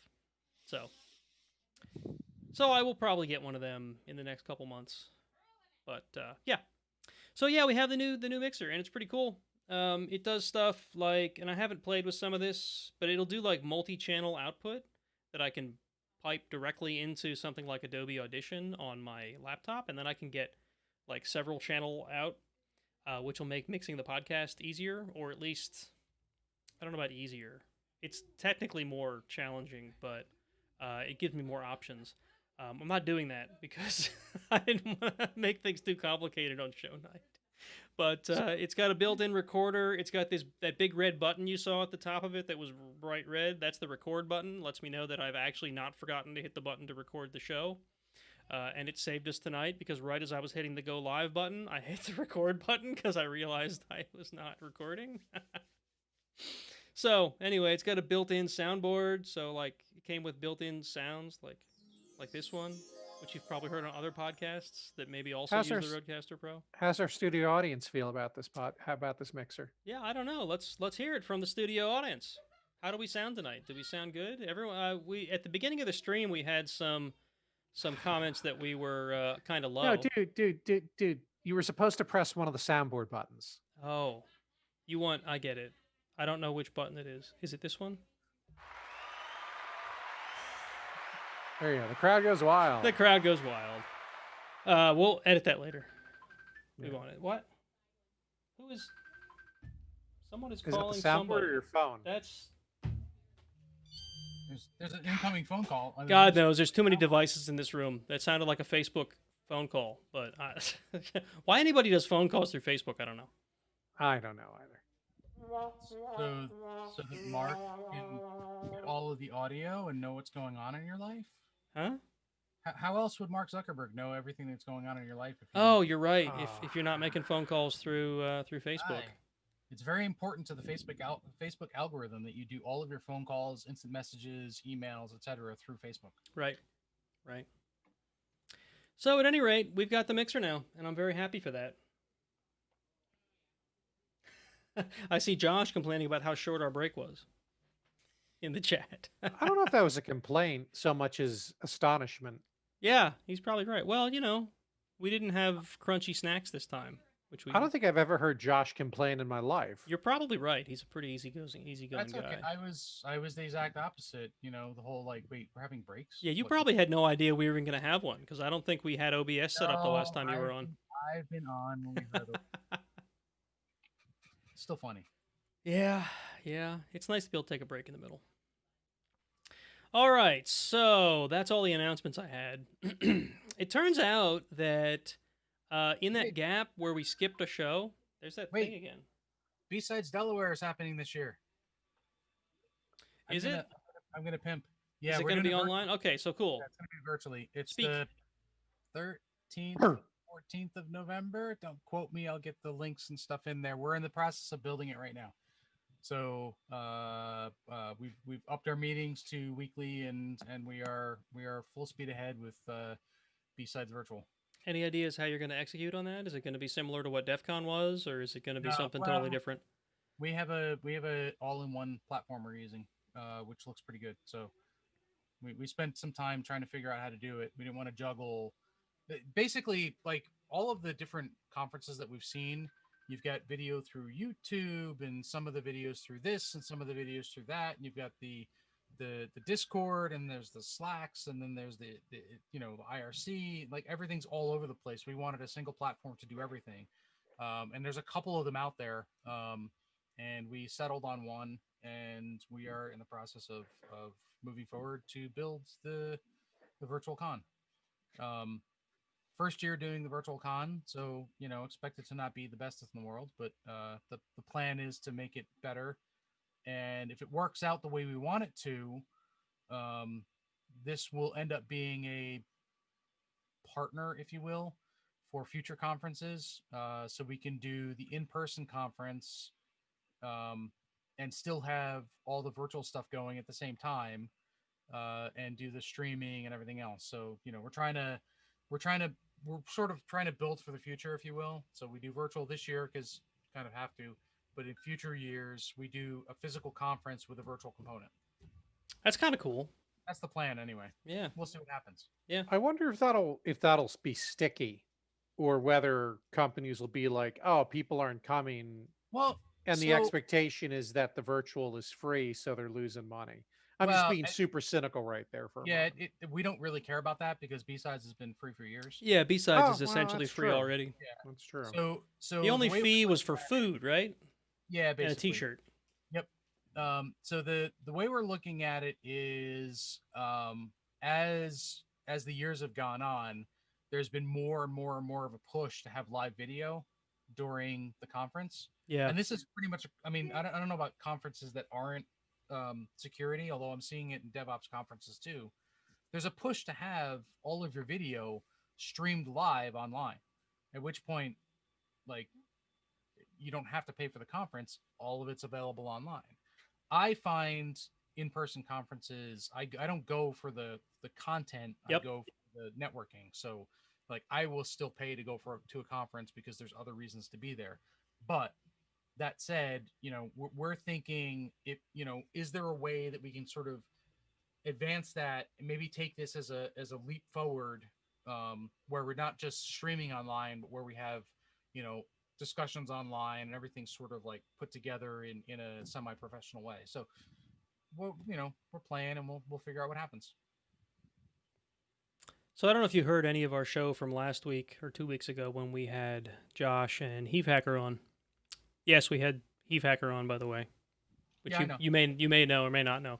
But we talked all about DEF CON and DEF CON safe mode, and we covered a lot of these topics about online versus live streaming versus in-person and the benefits of in-person. And we all pretty much unanimously agreed that we don't go to conferences to go to talks. We go to conferences for all the networking and all the people you get to meet and all the interesting things you get to be involved in. And that's immensely more valuable, I think, than any talk you can go to, unless it's a talk where, you want to interact with the person who's an expert on that topic, right? So if it's like a piece of software that you use, or if it's a technique like the InfoSec conferences that I've been to more often than anything else in the IT world, where it's like a technique you're trying to learn and you have questions for the person who's an expert on that. So I think all that to Well, say, yeah, I agree with what you were just saying. That's part of what we're trying to put together is each talk has its own chat channel or chat stream or whatever the hell you want to call it. So the expectation is that the speaker will be monitoring that channel, or at least in that channel for a period of time, at least during their talk. Right. So probably outside of that as well. so you record the talk, right? So the speaker is then able to answer questions during the talk while their recording is playing, right? We're hoping the speakers will do their talks live, but yes, the talks are recorded and playable moving forward. So if you show up to the talk a half hour late, you can press a button and join the talk at the beginning, right? And still get in on the chat. So a platform like that has to cost something. Are you? Well, that's right. I guess you always had costs. Now they're just going to be different costs. There's always costs. We depend on sponsorship to take care of those costs. So sponsorship will take care of the costs. And, okay, that makes sense. And, moving forward, hopefully this sticks, and this will be another level of sponsorship that we push for every year. Right. That's cool. All right, awesome. Well, I'm glad to hear it's not just canceled and that you're trying to do something to make it happen. Hopefully next year we'll be back to something that's more in person, but who knows? I guess we'll find out as time goes on. So I personally, I mean, you know me, I don't love travel. I really miss conferences. Like, that is the thing that I miss. Yeah. I mean, seeing people in person. I mean, hell, just the travel to the DEF CON group once a month. Yes. Yes. So we were just talking about that. I mean, I don't know if you've come to any of our virtual events since we started doing them. I mean, it's funny. I'm throwing one, but I can't stand virtual events. I think they're. Yeah. I've never been to one that's decent. They all kind of suck. I mean, our virtual events are basically just let's get together and hang out and chat a bit. Everybody's on Zoom and you chat. Yeah. So I'm just usually busy doing other crap at that time. But like the virtual events that I've seen out there, and I mean this was a sort of a stumbling block when we started talking about this at BSides, was like, to a T, everybody was like, these are horrible. Like, we haven't seen any innovation in online events in over a decade. Yeah. Right? Like, I remember don't get Marc here started about how Summit went this year. And probably will go next year. You have virtual avatars that you could walk around with and interact with the people with? No. Oh, see, that was like, it was the world's shittiest chat interface. That was state of the art, like, well over 10 years ago, probably 15 years ago. I mean, Summit on a Minecraft server would have actually been awesome. It would have been better than what we got. Yeah. I mean, the actual there were like presentations and breakout sessions and stuff that people could watch, and there was really bad chat. Like, I wrote a better chat app in Java in the 90s, and I'm a lousy programmer. But yeah, it's rough, man. It's rough. I'm with you. But the thing that I miss really is what's been brought up multiple times is the hallway conversations and seeing people in person and then getting dumb drunk on either the sales guys tab or whatever. Yeah, right. Swag. I miss swag. I mean, honestly, I thought this year was going to suck because there was no DerbyCon. I didn't know it was going to suck because every other freaking conference was also going to be canceled. Man, it's all Dave Kennedy's fault. It's because he canceled DerbyCon. You see what he brought on? Yeah. Everyone just followed his lead. We had an honest opportunity to be done by 9, and I think we've blown it. You're probably right because we're busy talking. Yeah. So, with that out of the way, we got a number of reviews that apparently I missed last time we recorded. And then, of course, we had a month gap. And I think they came in during that month, or I don't know, for whatever reason, we missed them, or I missed them. I usually check these before every show. And some of them are old. Some of them were old, and I don't get it. Some were like back in May. So, whatever. We're going to try to catch up on those quick.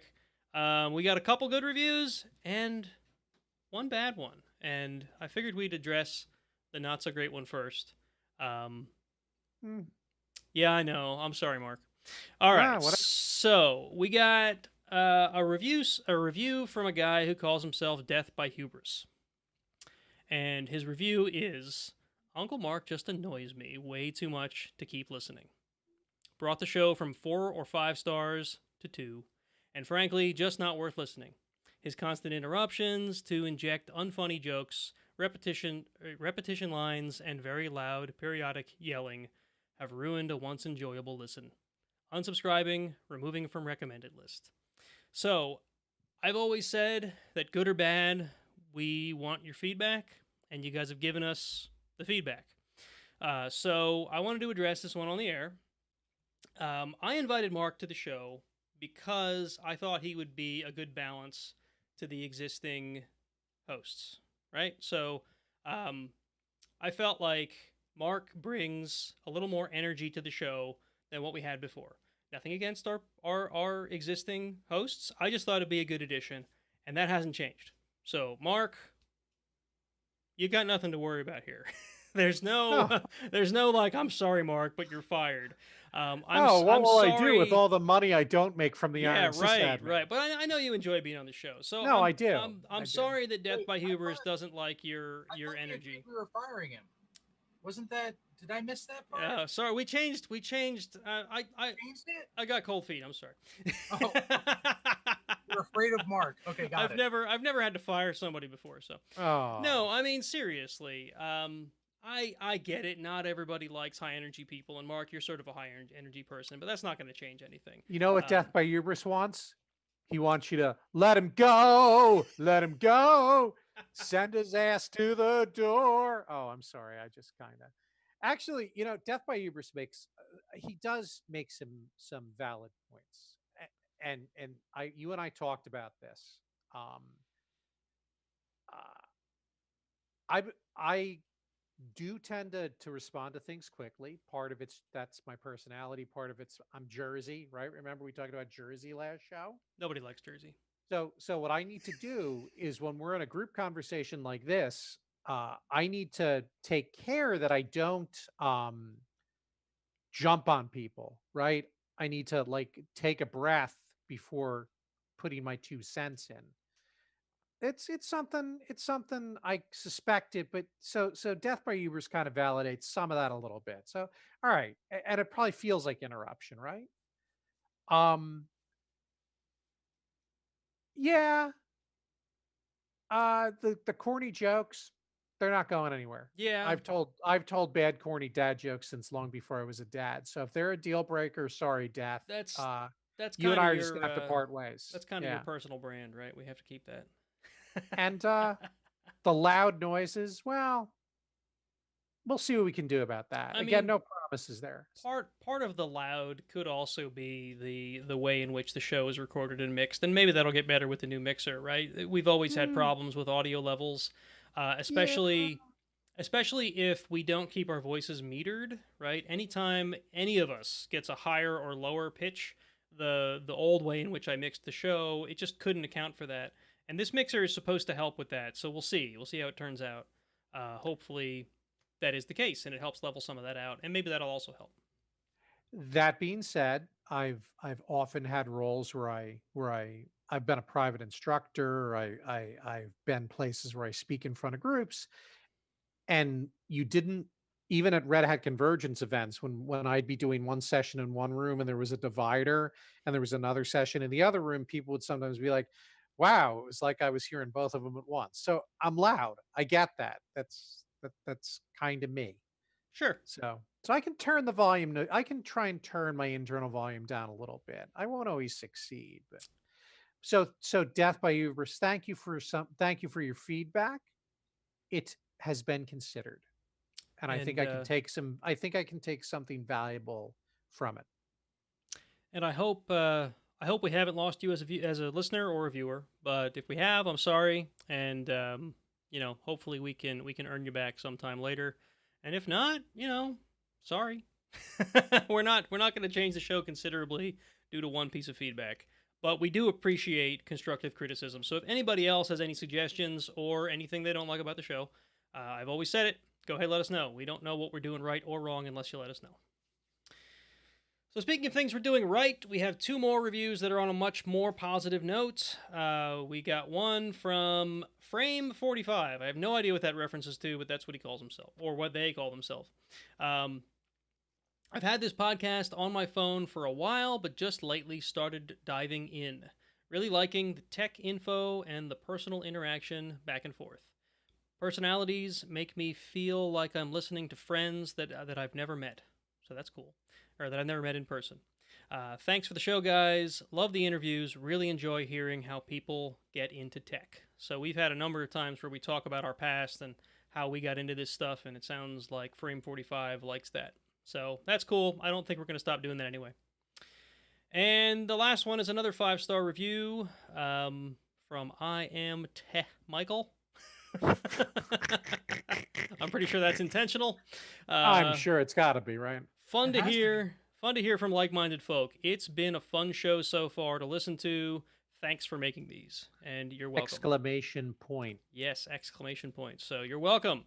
I'm glad you enjoy it. You are Tay Michael. Tay Michael. All right, let's try to keep the chat to a minimum, and then we'll get through to the news. Right? So, Marc, you got something going on here you want to talk about? Something about books. Yeah, so I finally took the plunge. I've never personally owned a tablet myself. Like my kids have. My wife has this giant ass iPad that you can kill someone with. But I realized I like reading. I didn't just realize that. I've always liked reading, but I got a lot of areas of my house where the lighting's not so great or whatever, and I got books scattered all over the place. So I finally broke down and picked up a Fire HD 8 from the Amazon. 32 gig unit. It's blue and it looks like this. And the that looks similar to that. Yeah. Although yours is derezzing. Yeah, yours is not visible because of your background. Yeah, I run Zoom on Linux, so I don't get to do the fancy video overlays. It's probably better that way. So, no, totally standard paperback. There you go. It pretty much is like the same size as a regular paperback. Yeah. And you could say, well, can't you just like read Kindle on your phone? Well, here's my phone, and it's look, Baby Yoda. It's a pretty big phone, but even so, when you look at the phone compared to the Kindle, and that might not seem like a lot, but it's actually fairly consequential. So I agree with you on the screen size thing. I mean, I have the Pixel 4 XL, which is a freaking behemoth of a phone compared to everything I've owned before this. And when the new Dresden book came out, I bought it in ebook. As I've talked on the show before, I got it on ebook instead of I usually do audiobooks. And I was really enjoying reading it, but I didn't like the tiny screen. So I had this tablet that I got quite some time ago for quote-unquote free from Verizon, just for adding the data line that went with it. And I've been using it mainly for maps out on the trail, right? Because it's got a data plan. And I actually used the reading on my phone as an excuse to upgrade this to a newer one, because this thing is old and slow. It was slow when I got it because it was quote-unquote free. I have a newer version of the Samsung that also has a data plan. I think it's the Galaxy A8, 8A, something like that. Anyway, so I'm doing the same thing, except not with a proprietary locked-in device. Well, fine. I mean, as unproprietary as an Samsung Android tablet can be. So I am spoiled by the performance of my iPhone. So let me tell you what this is not a substitute for me.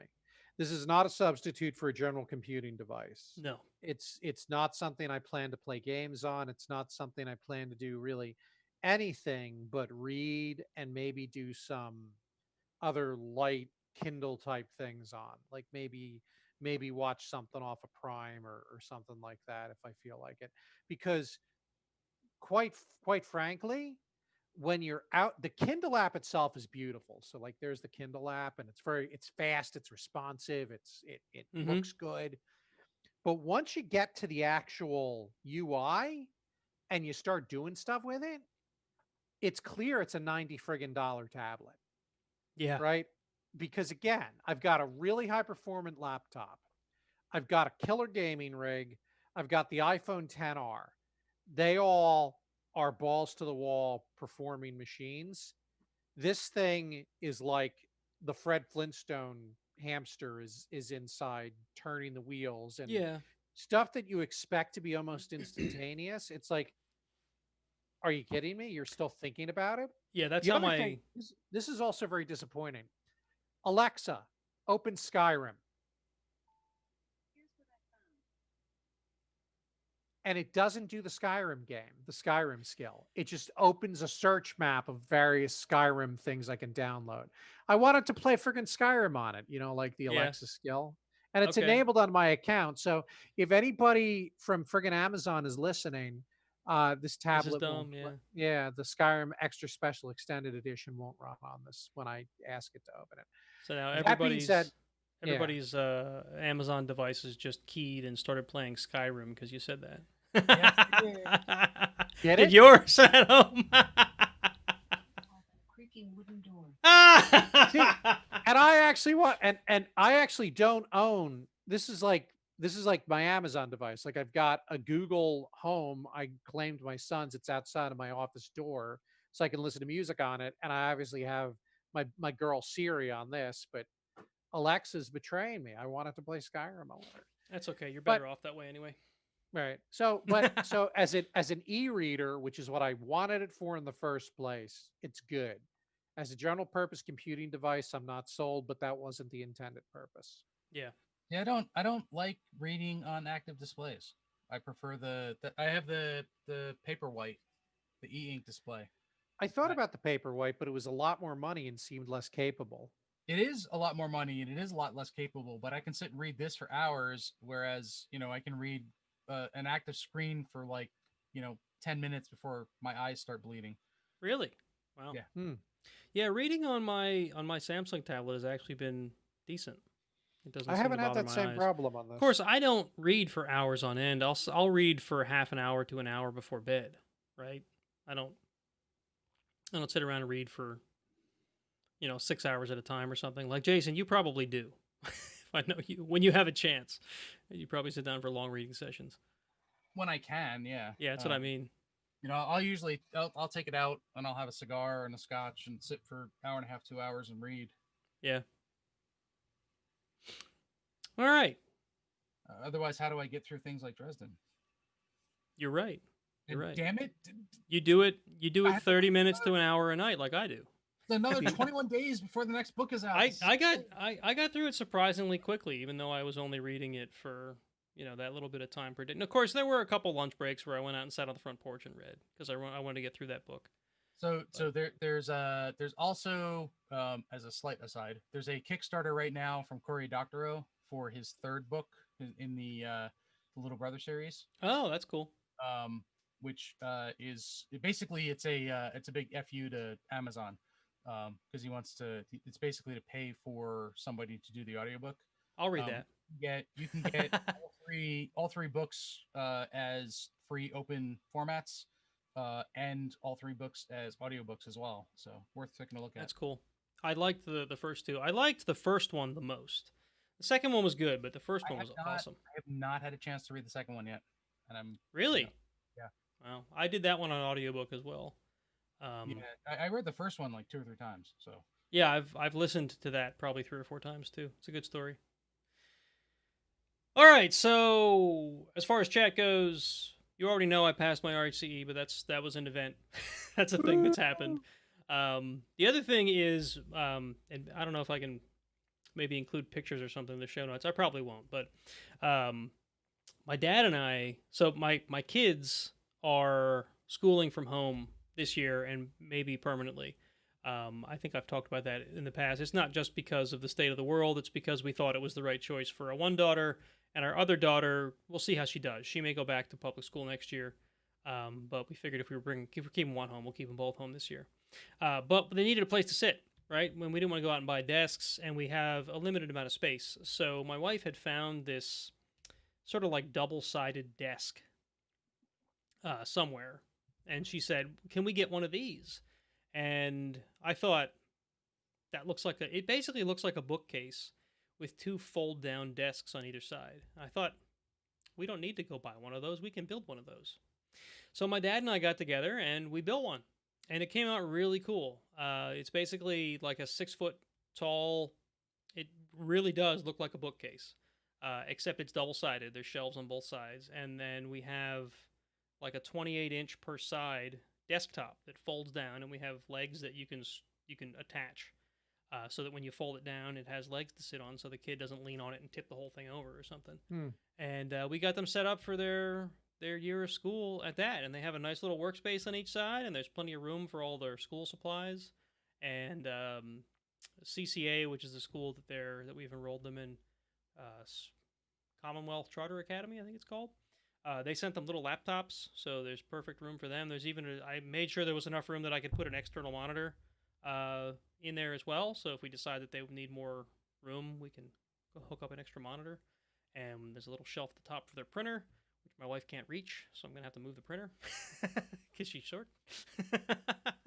But yeah, it came out really cool, and I'm happy with it. So do you need to fold the tables up when they're not at school, or that's a neat thing you can do? Well, yeah, the thought was that we have the option. So if we need room and it's a weekend or something, we can clear off the desktop and fold the sides up. I imagine that those are not going to get folded up very often. I probably could have built it with a solid worktop, but just to have the option, it seemed worth it. Where is it? Like in the family room or something? It's in our living room right now. Okay. So there's sort of a corner in the back of our living room. Our living room is a stupid design. That's all I can say. We've fought with it since we moved in here to figure out like where should the TV go and where should the couches be and whatever. And there's like a corner in the back where you have like a 3x10 sort of alcove, right? And we put it in there. So the thing is 3 feet wide, and we figured about an 8-foot sort of work area, including chairs and whatnot. And it worked out pretty good, pretty well. Marc, you may have seen pictures of it on Facebook because we shared it. I did, because I use the social media. Yep. But it's pretty cool. I'm happy with how it came out. Nice. So, Jason, you're having 3D printing problems or arguments with 3D printing? Don't get me started. You put it in here. Yeah, so I have an Ender 5 Pro. I've had for a little while that I've been messing around with and was working semi-okay. I was having issues with some bed adhesion problems. I mean, I guess the Ender 5s have this wonderful problem where the beds, for the most part, come warped. And it's just a known thing. That is kind of a bad thing. There's a device called a BL Touch, which basically is a bed sensor, which goes in and it's this little thing that pops down and touches the bed at a bunch of different points and sort of like makes a map of what the bed looks like, and then adjusts itself accordingly. Mm-hmm. Okay, simple enough. So got one of those, installed it, and it's printing right now, and we'll see how it does. But I've been having nothing but trouble trying to get this thing calibrated and running since I've done that. Wow. I will solve it, damn it, because I want my printer back. So we'll see what happens. It seems to be working at the moment. So, but the other when I was messing with this before, the bed that comes with it, after the upgrade and everything else, it basically dug into the bed and drew lines all through the bed and sort of destroyed the existing bed, which was I had already bought a new bed to replace it with. Because that was the intention. So I'm glad I did one, but yeah, I was a little annoyed. So yeah. Like I said, it appears that maybe I have fixed it. The problem is I don't understand what I did to fix it. That's always a problem. That is like because you don't really know if it's fixed. Right. I've got a warranty replaced printhead on mine, not an end or a monoprice. Yeah. And this came right before my wife and I went on vacation in Smarch. Yeah. And the friggin' thing won't go all the way down to the bed. It thinks it's too high. Right. And I've done F all to deal with it since getting back from vacation and getting the COVID and then being stuck in Smarch. And I'm like, if I don't deal with this at some point, the warranty is going to run out again, Yeah. and I've just not been using my printer. So I feel like someone needs to like guilt me or nag me about getting the 3D printer back online. Yeah. So I made an interesting discovery, which is a horrible discovery, and as a result, I will probably never buy a Creality product again in my life. Um, if you buy something from Creality, um, you may not be buying it from Creality because there are like a dozen different Creality sites. There's Creality.com, Creality.shop, Creality 3D Official, Creality 3D. All of these different sites are different companies, Oh no. and they That's all interesting. use the name Creality. So if you buy something from one and you think you're talking, you know, like, because I didn't, you know, I just went to Creality's site. I'm like, hey, I bought this. I'm having problems. Help me.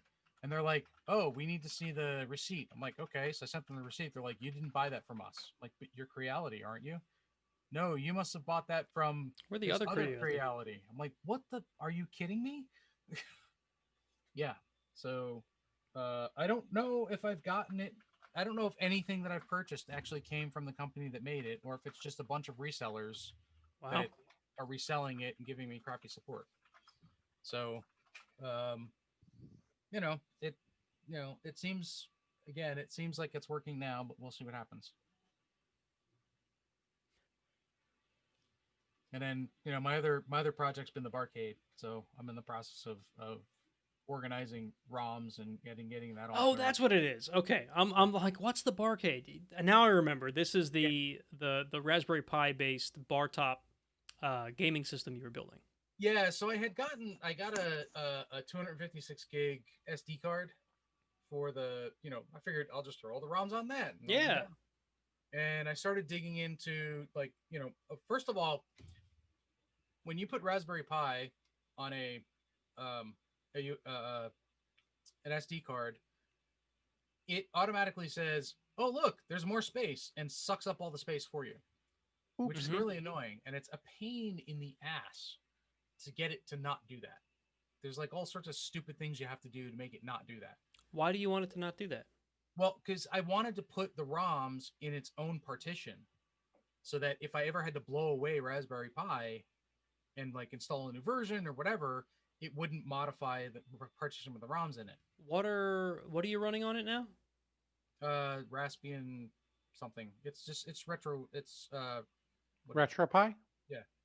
So maybe you're not aware of this, or maybe you are aware of this, and I'm repeating something that you already know. But RetroPie has this feature where if you build the proper directory structure on a USB key and put all your ROMs in it, then all you have to do to repopulate your ROMs is plug it into the Pi and wait for it Yeah. to copy, and it just basically rsyncs everything over every so often.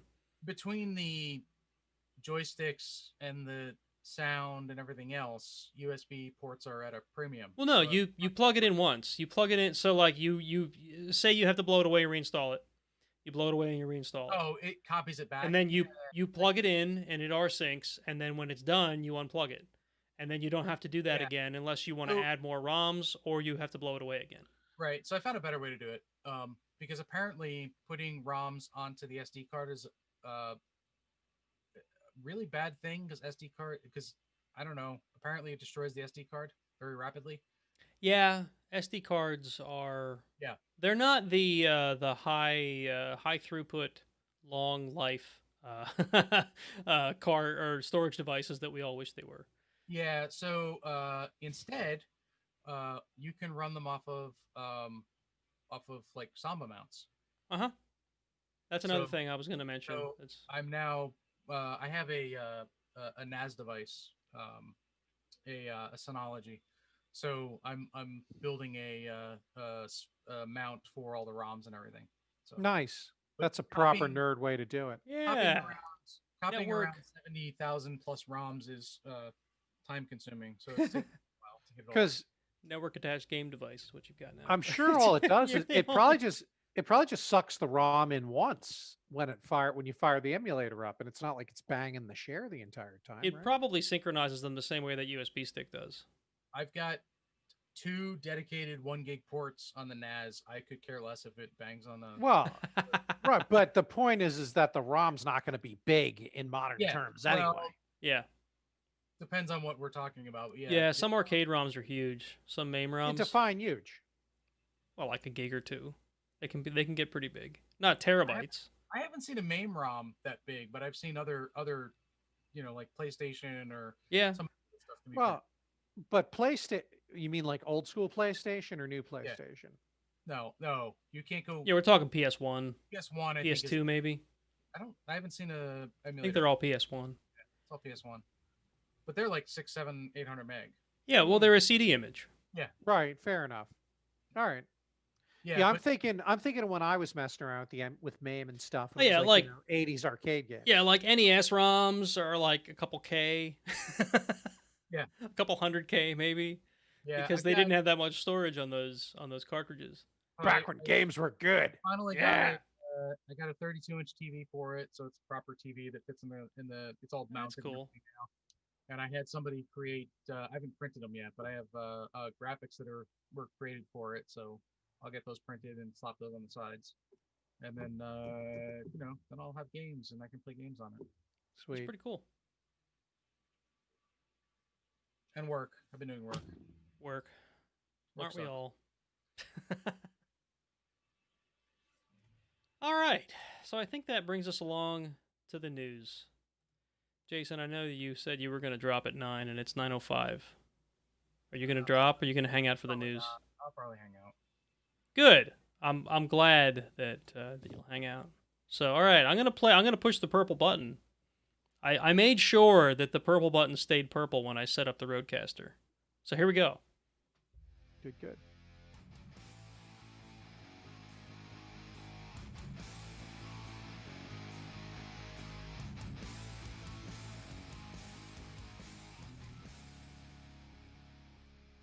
Now Jason's gonna tell me he couldn't hear it. No, I heard it's. It really was low. it was light. Or was light? not light, it was Well, yeah, it's low. well. Actually, here I'll. How's that? Well, that's better. The- got distorted. It was. Yeah. Well, I stopped it. The soundboard has its own volume slider, so I just had that low because I thought it was good. Apparently, it I wasn't. see. It was too low. It was too low. But That- will it that be gets that edited low? out. Yeah. That'll get edited out in the recording and replaced with a nice, high quality sound file anyway. So Doesn't matter. There you go. The new drinking game for Iron Sysadmin is the amount of times that you say this will be edited out. well, no, that does get edited out. I do that every show. Oh, okay. But the my kid walking in the middle of the show, I'll never be able to find that. It won't get edited out. That's part of the character. Even though I press the mark button, Yeah, well, Yeah. you know, if I could remember to do that every time something like that happens, then I will. Then I'm like, why is Jason talking about me? Oh no, that kind of. See, now I have ready access to these sounds, and it's perfect. I could like. I hit think them. that's awesome. Yay! You pressed the button that was what I was feeling. Yeah. Yeah, your button is blue, Mark. I hope you like blue. Is it the one with the 2-star review on it? There's 2 stars on the button. At least he gave us 2, right? Yeah, right, right. Mm. All right, so our first article for the night comes from TechCrunch, and China bans Scratch, MIT's programming language for kids. So the reason I included this not only because I'm very sad for the children of China because they no longer have access to Scratch, because I think it's a really great learning tool. This is what you get. This is what you get when your government has too much control over you. And I don't want to go off on too much of a rant, but it reminds me so much of the current conversations around TikTok. yep, time to mute. Jason can't even. What makes me sad about the Chinese children is they're stuck in an evil fucking country. Yes, exactly. stop. But that's my point, okay? In the US, we're not here yet. I don't think we're here yet. I don't think we'll get there. And the current conversations around TikTok make me feel like this is where we're going. And that scares the hell out of me for this country to be talking about banning an app or forcing its sale to a U.S. company, because China, right? Isn't the fear though that China is using it for nefarious purposes? Is there any proof of that? Any proof at all? I don't know. I don't care. This is a free freaking country. Actually, I believe there was some proof of. I don't know how. I mean, it was sucking up an awful lot of data. Not necessarily nefarious. It's a video sharing app. Well, but it was doing things that Facebook has been getting away with. There are companies in the U.S. that do that all the freaking time, and because they're not China, again, it's perfectly fine. It's doing stuff that Facebook gets away with every day, but it's China, so we have to ban it. So anyway, sell it to an American company, and get a kickback to the U.S. government because apparently that's a thing we do now. Right.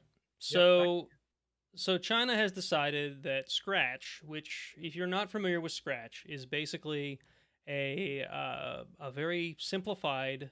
Well, maybe simplified is the wrong word. It's a programming language with a graphical interface, right? I think is the best way I can describe it. Calling it simplified is not accurate because you can do a lot with Lego, it. From what it's I like understand. programming with Lego blocks, right? But it also supports more advanced stuff. Lego Mindstorms and Arduino have done interfaces like this. Right. So it's like learning electronics using snap circuits. Right. Right. It's that's same a great concept. analogy. Snap circuits, if you're not familiar with those, Scratch you can build a circuit out of these little snap together modules, right? They make it hard to make terrible mistakes, and they make it easy to make circuits and see lights light up and speakers come on and propellers fly in the air. Scratch is the same thing except on a screen, and you can use it with a programming language.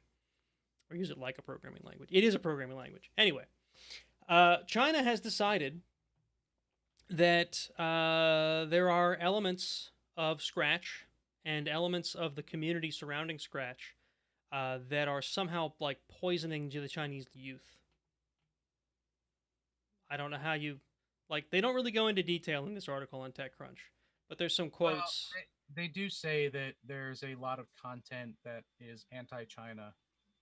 Great deal of humiliating, fake, and libelous content about China. So now, I don't know if that's true. Yeah, is it true? Give us some examples, because I mean, you're right. If it's like, oh, the Chinese are all insert racial expletive here, then sure, I can understand why they'd be upset.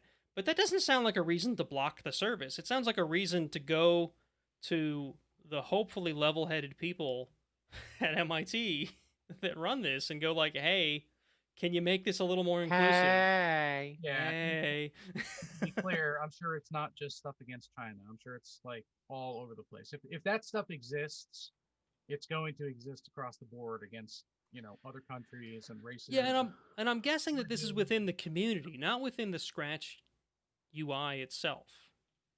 Right? It's the projects that are on the site, I guess. Oh, okay. So yes, the community then. The problem is they're saying the projects contain it. It's not Scratch itself. It's the... Yeah, like the featured project. So let's see. Search. China. There's a whole bunch of China stuff if you search for China. I mean, oh, yay, endless scrolling. This is fun. It looks like some of this might be humorous. Like... Yeah. Some of it is like Trump making fun of, making fun of the way Trump says China. Some of it looks like China. Let's see. This one has something. Well, which is how he says China. People were getting banned on Reddit, my understanding, because the Winnie the Pooh and the current leader of China look very similar. That's terrible. And memes about that were apparently pissing off the new Chinese overlords of Reddit. So they say. So is Reddit going to be banned next then? My blood pressure would probably go down if I stayed off of Reddit. Reddit is allowed in China, to be honest. Well, Mark, were you just suggesting that Reddit is owned by a Chinese company? I think they were sold to a company that's got a lot of Chinese influence. But now I might be speaking out my ass. Okay. But So I mean, that's if my understanding. right, so like the comments previously about TikTok, right? No, Reddit is an independent subsidiary of Condé Nast, of Condé Nast parent company. But What the heck is that? Condé Nast would be the guys who own like I think they own Wired, bunch of Condé Nast owns all sorts of stuff. Here, let's see. Click that, and then Advanced Publications, majority shareholder. Oh, God forbid you list what they own. Why would they do that? Discovery Channel, Wired, Lycos, Angel Fire, Tripod. Lycos. That's a name I haven't heard in forever. Still exists. Just Yeah, trying to- Discovery they own. So I mean, That's interesting. So at any rate, my point is, I think so. I saw this and I was sad for Chinese kids, and it immediately bumped my brain into, I've mentioned this on the show before. This whole thing about banning TikTok. I mean, I don't care what app it is. I don't care about TikTok, to be honest. Like, I have it on my phone because it's kind of entertaining, and because of the media stuff I do with the Jeep channel, TikTok is like a valid platform to try to promote that kind of stuff on. So I've tinkered with it. If it went away tomorrow, I don't think I'd care, right? But if it goes away tomorrow because of stupid politics, I think I'd be disappointed in this country, is what I'm getting at. And I feel like it is the slope that leads us to kids not being able to access Scratch in China.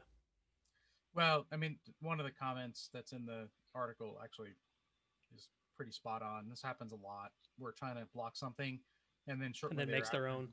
The Chinese version of it that sucks up all the data and reports it to the government pops up. So So Scratch may be gone today, but tomorrow it'll probably be back at a different, at named Scritch or Yeah. something. It'll be The called Chinese Itch or version of something. and it'll suck up all the data and send it to the government so they can further, Yeah. oppress the Delete projects that So I mean, they like deem are critical. there's cases that seem to make sense, like when Huawei, right? The whole Huawei debacle about how they've been blacklisted. They've got a history of backdoors and things. They've got a history of stealing code from U.S. companies. I can understand that, like I can back that. I don't care what party backs it. I don't care what party suggested it. That one makes sense, right? The TikTok thing doesn't. Keep in mind, right? You say stealing code from companies. China doesn't have the copyright laws that we have in the U.S., so they're not stealing anything. I guess you got a point. Right. So I mean, this goes all the way back to I'm almost positive it was Huawei, like way back, like 20 years or so. The Cisco thing. With the Cisco thing, right? Yeah, that was Huawei.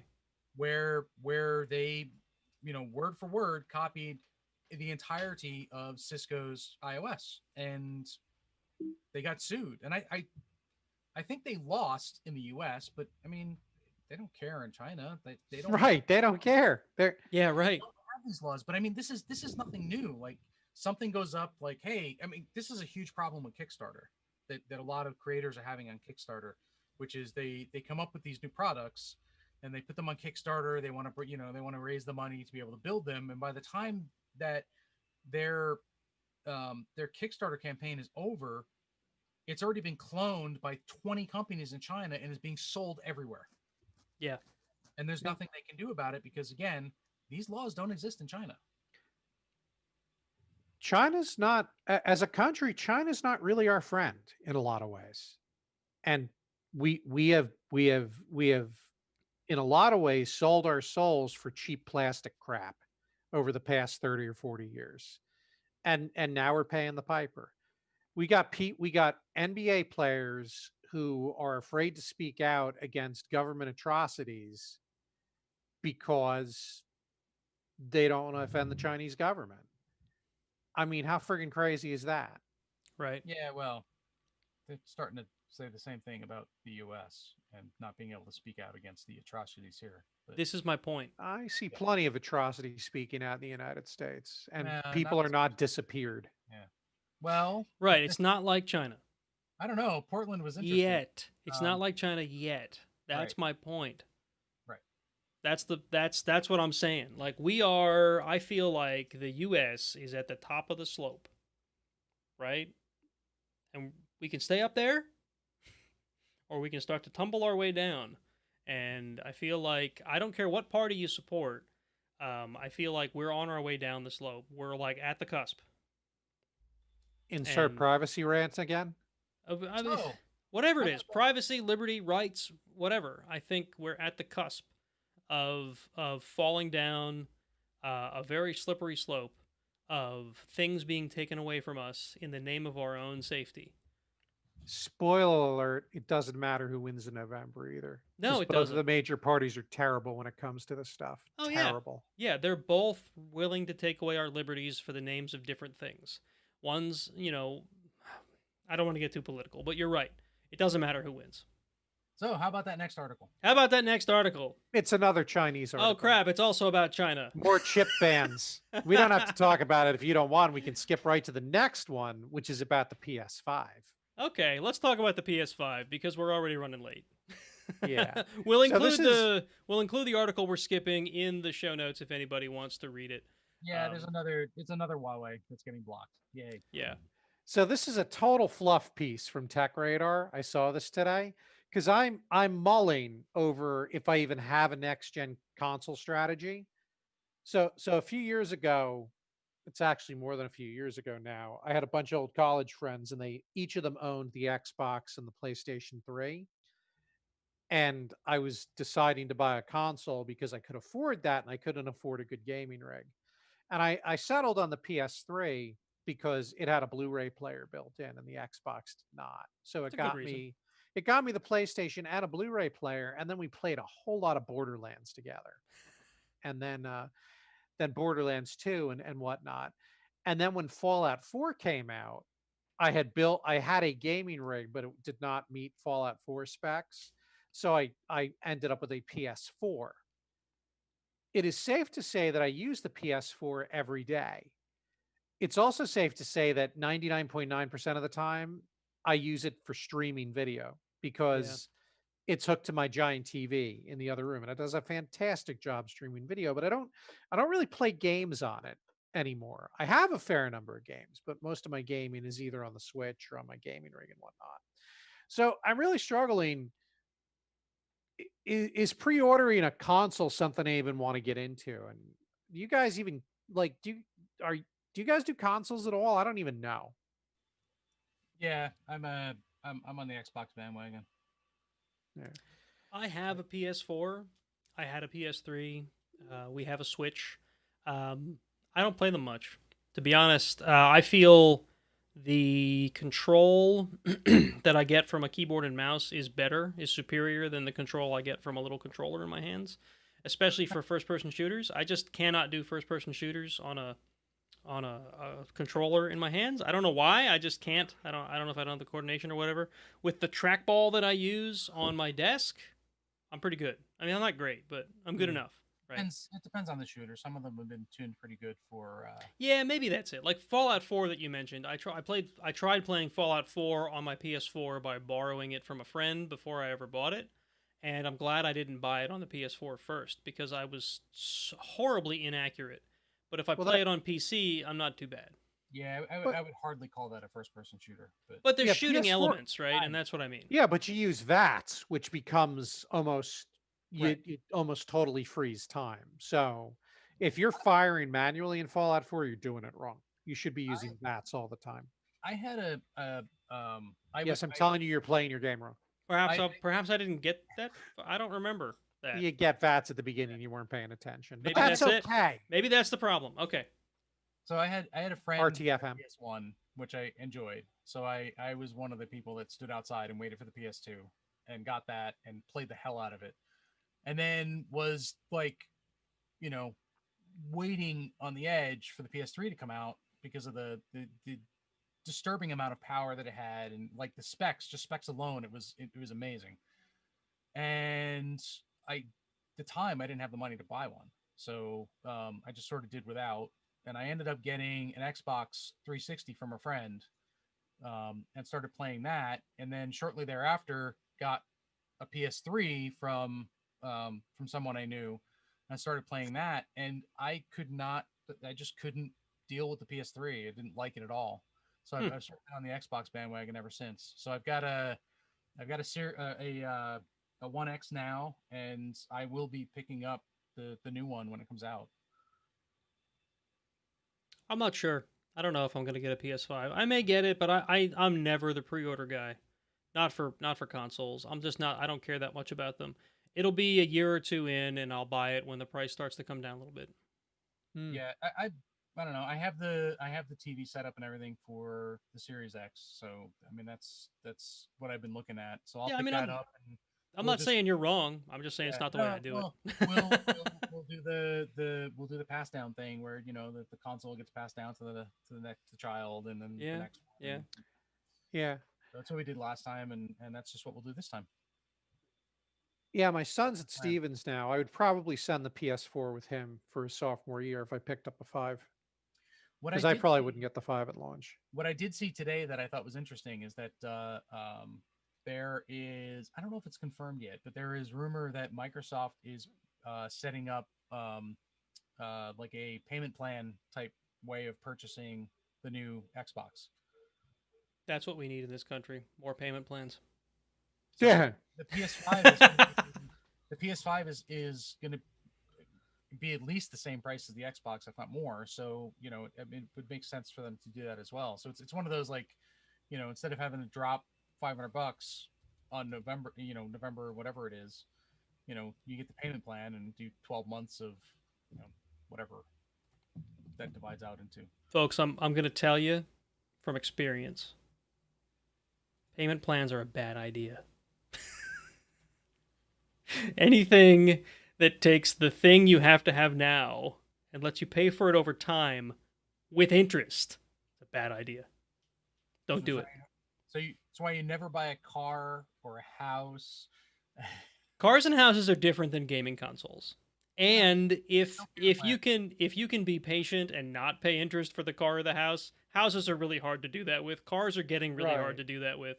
But cars, a gaming console for a couple $100, save up the money, guys. I don't disagree. It's an option. It's an interesting option. So yeah, I've been burned way too much in my life by, this is easy, I'll pay it off over time. Terms. Yeah, Spoiler don't alert, do it. He did not. Don't do it. Personal preference. I intend to get out of debt and never go back into debt, except maybe for a house. So next time I want a car, I'm going to just start saving money unless I need it right now because the car I just had burst into flames. Yay, I've almost had that situation happen. Yeah, and it could happen, but that's just me. It's kind of a radical way to live. But I'm willing to do that if I can get there because I am so sick of owing people money. Yeah. So anyway, PS5. You can pre-order it, or soon can pre-order it, I guess. Soon, I think, yeah. Cool. I don't think PlayStation's announced the price yet, so, No, they haven't. It'll probably be in the $500 range if I had to guess. $500 to $600. That's what new consoles usually are, which is like outlandish for me. I'll pay $500 or $600 for a winch, but not for a game console. A winch that I'll use much less frequently than the game console. Maybe my priorities are set weird. All right. But it also doesn't go obsolete in 4 years, so. Next article has a horrible Damn. and I don't want to talk about it. Yeah, all right. So the next article, and I included this because we talked about it once before on the show, and this is from silicon.co.uk, which I don't know if I've ever heard of before, but it was in my my search for news before the show tonight. So anyway, AWS lambasts. I don't know if they use that word because it kind of reminds you of Lambda. Lambasts. President Trump as Pentagon confirms Microsoft Jedi contract. So if you remember, I think it was all the way back in February or March we talked about this. Basically, the U.S. government had put out bids for this Jedi cloud or Jedi contract. I don't really know what Jedi is, to be honest, other than the folks from the Star Wars movies. May the force be with you. Yeah. But apparently the government put out a bid for contracts or bid for whatever, and AWS and Microsoft were two of the people who put in bids, and they chose Microsoft's Azure to host this Jedi, whatever the hell Jedi is. And AWS kind of immediately said, well, Trump has an interest in Microsoft or in Azure or something. And because of that, we think it was an unfair selection. And they took legal action against the U.S. government, saying that they did not get a fair shake. And maybe they're right, maybe they're wrong, I don't know. But this is just a follow-up article that the government, the Pentagon, has gone back and, because basically what they were supposed to do is go back and review and redo the whole evaluation process, I suppose, and come back and reaffirm that it was Microsoft or pick a different vendor. And they came back and reaffirmed, yeah, we're going to stick with Microsoft. And they gave reasons for that. And AWS is still not happy with that. Surprise. So, I mean, I mainly included this as a follow-up. I don't want to get all political on it because we've already gone down that road on this show. But I feel like, and I probably said this back then when we talked about it in March, it doesn't matter what the answer that came out of this was. If it wasn't AWS was going to respond just like they're doing now. So, here we are. They're still upset about it. They still think that it's unfair. They still think that they've been singled out, or that Microsoft has been picked because of some vested interest that Trump has with Microsoft, which may or may not be wrong. I don't know. So anyway, there we go.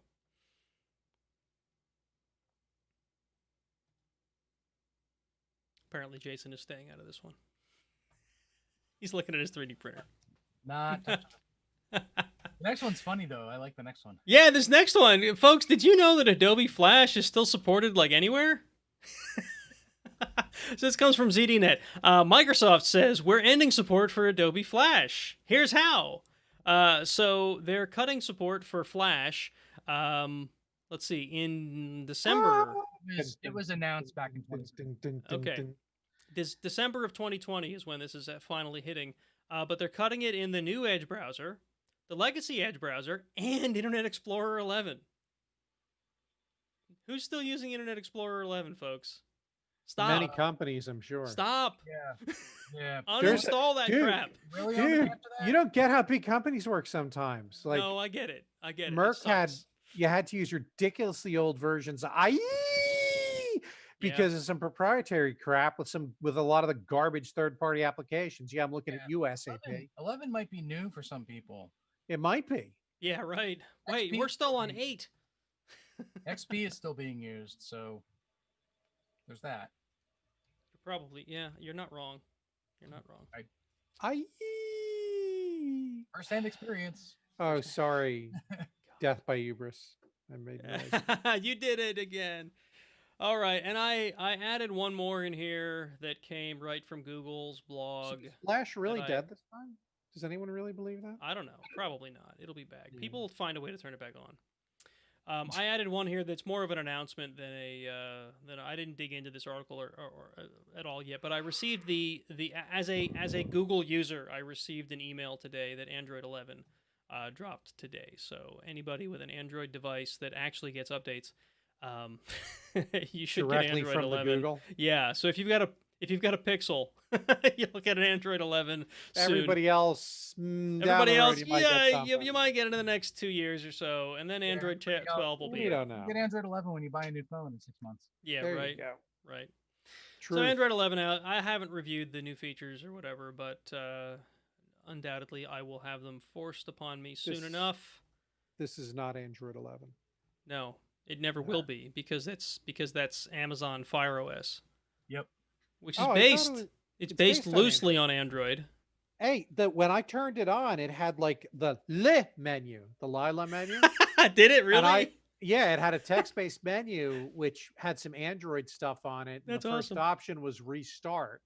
The second option is factory reset. So I'm like, well, I'm going to do restart first. Wow, that's recovery mode. How the hell did you get into recovery mode on the first boot? Have you not Well, used Fire it OS? might Really interest you, awesome. sir, to see that. So it came in a box that was just thrown in a cardboard box with no packing material, and that's the edge of the friggin' box. Oh, My that's wife was awesome. like, you should take a picture of the boxes before you turn it on, just Yeah. in case. I love. So thanks, Amazon. I could rant for half an hour about the quality of the delivery people that we have in my area. This was not the delivery people's problem. This was a shitty pack job by Amazon. Well, so taking a very, very small thing that you've purchased and throwing it in a massively large box and just filling the rest up with yeah. Plastic filled with air is not Yeah. a proper way of shipping things. No, it was a small weird. box. It was like jammed in diagonally, and the That's top of the awesome. box was damaged. Yeah. That's Usually, awesome. I usually buy something that's like the size of my pinky and it comes in Yeah. a box the size of my son. Yeah. The number of Yeah. times I've gotten a ridiculously large box for something tiny is pretty comical. It is so tiny, to do another Disney song. But yeah, it was in recovery mode. And so I went with reboot and it worked. Yeah. That's interesting. Well, yeah, that would be the thing to do because you don't want to wipe the thing. I mean, you could factory reset it and not hurt anything. 'cause I you hadn't didn't set know it what up the yet. hell was going to happen. Yeah, I think reboot was the right choice there, Mark. Good job. It just was the le. But Good job. So I think I even talked about it on the show, but a couple years ago, when my kids were still younger, we decided we wanted to give them tablets so they could I was do younger, things too. like so they could do things like watch videos and certain selective things we wanted to be able to have them Here, do. suck on this digital pacifier. So I bought two Amazon Fire tablets, and I bought two Amazon Fire tablets, and we basically wiped them and put full-on Android on them, and we got two very cheap. In fact, they might have been like $50 a pop. Two very cheap Android tablets for next to nothing, and it served them well for a good 2 years. It was a good year or two before either of them broke the screen or anything. and had to be sent to a landfill. Yeah. No, they're probably still kicking around the house somewhere. Speaking of digital pacifiers, I got my wife a phone when my I see where this is going. she did not want a mobile phone at all. Who didn't? Wait, what? My wife had no desire whatsoever to have a mobile phone. Okay. Hated the thing, but it kept my son entertained, so she kept giving it to my son. And Oh, tried to get a hold of her one day, and I couldn't get a hold of her, and it's like, oh, I was trying to call you. She goes, yeah, the phone doesn't work anymore. Meanwhile, my son is sitting here chewing on the phone, drooling all over it. I'm like, oh, really? Phone doesn't work anymore, huh? Wonder how that happened. I wonder. My wife We'll had a never know. BlackBerry.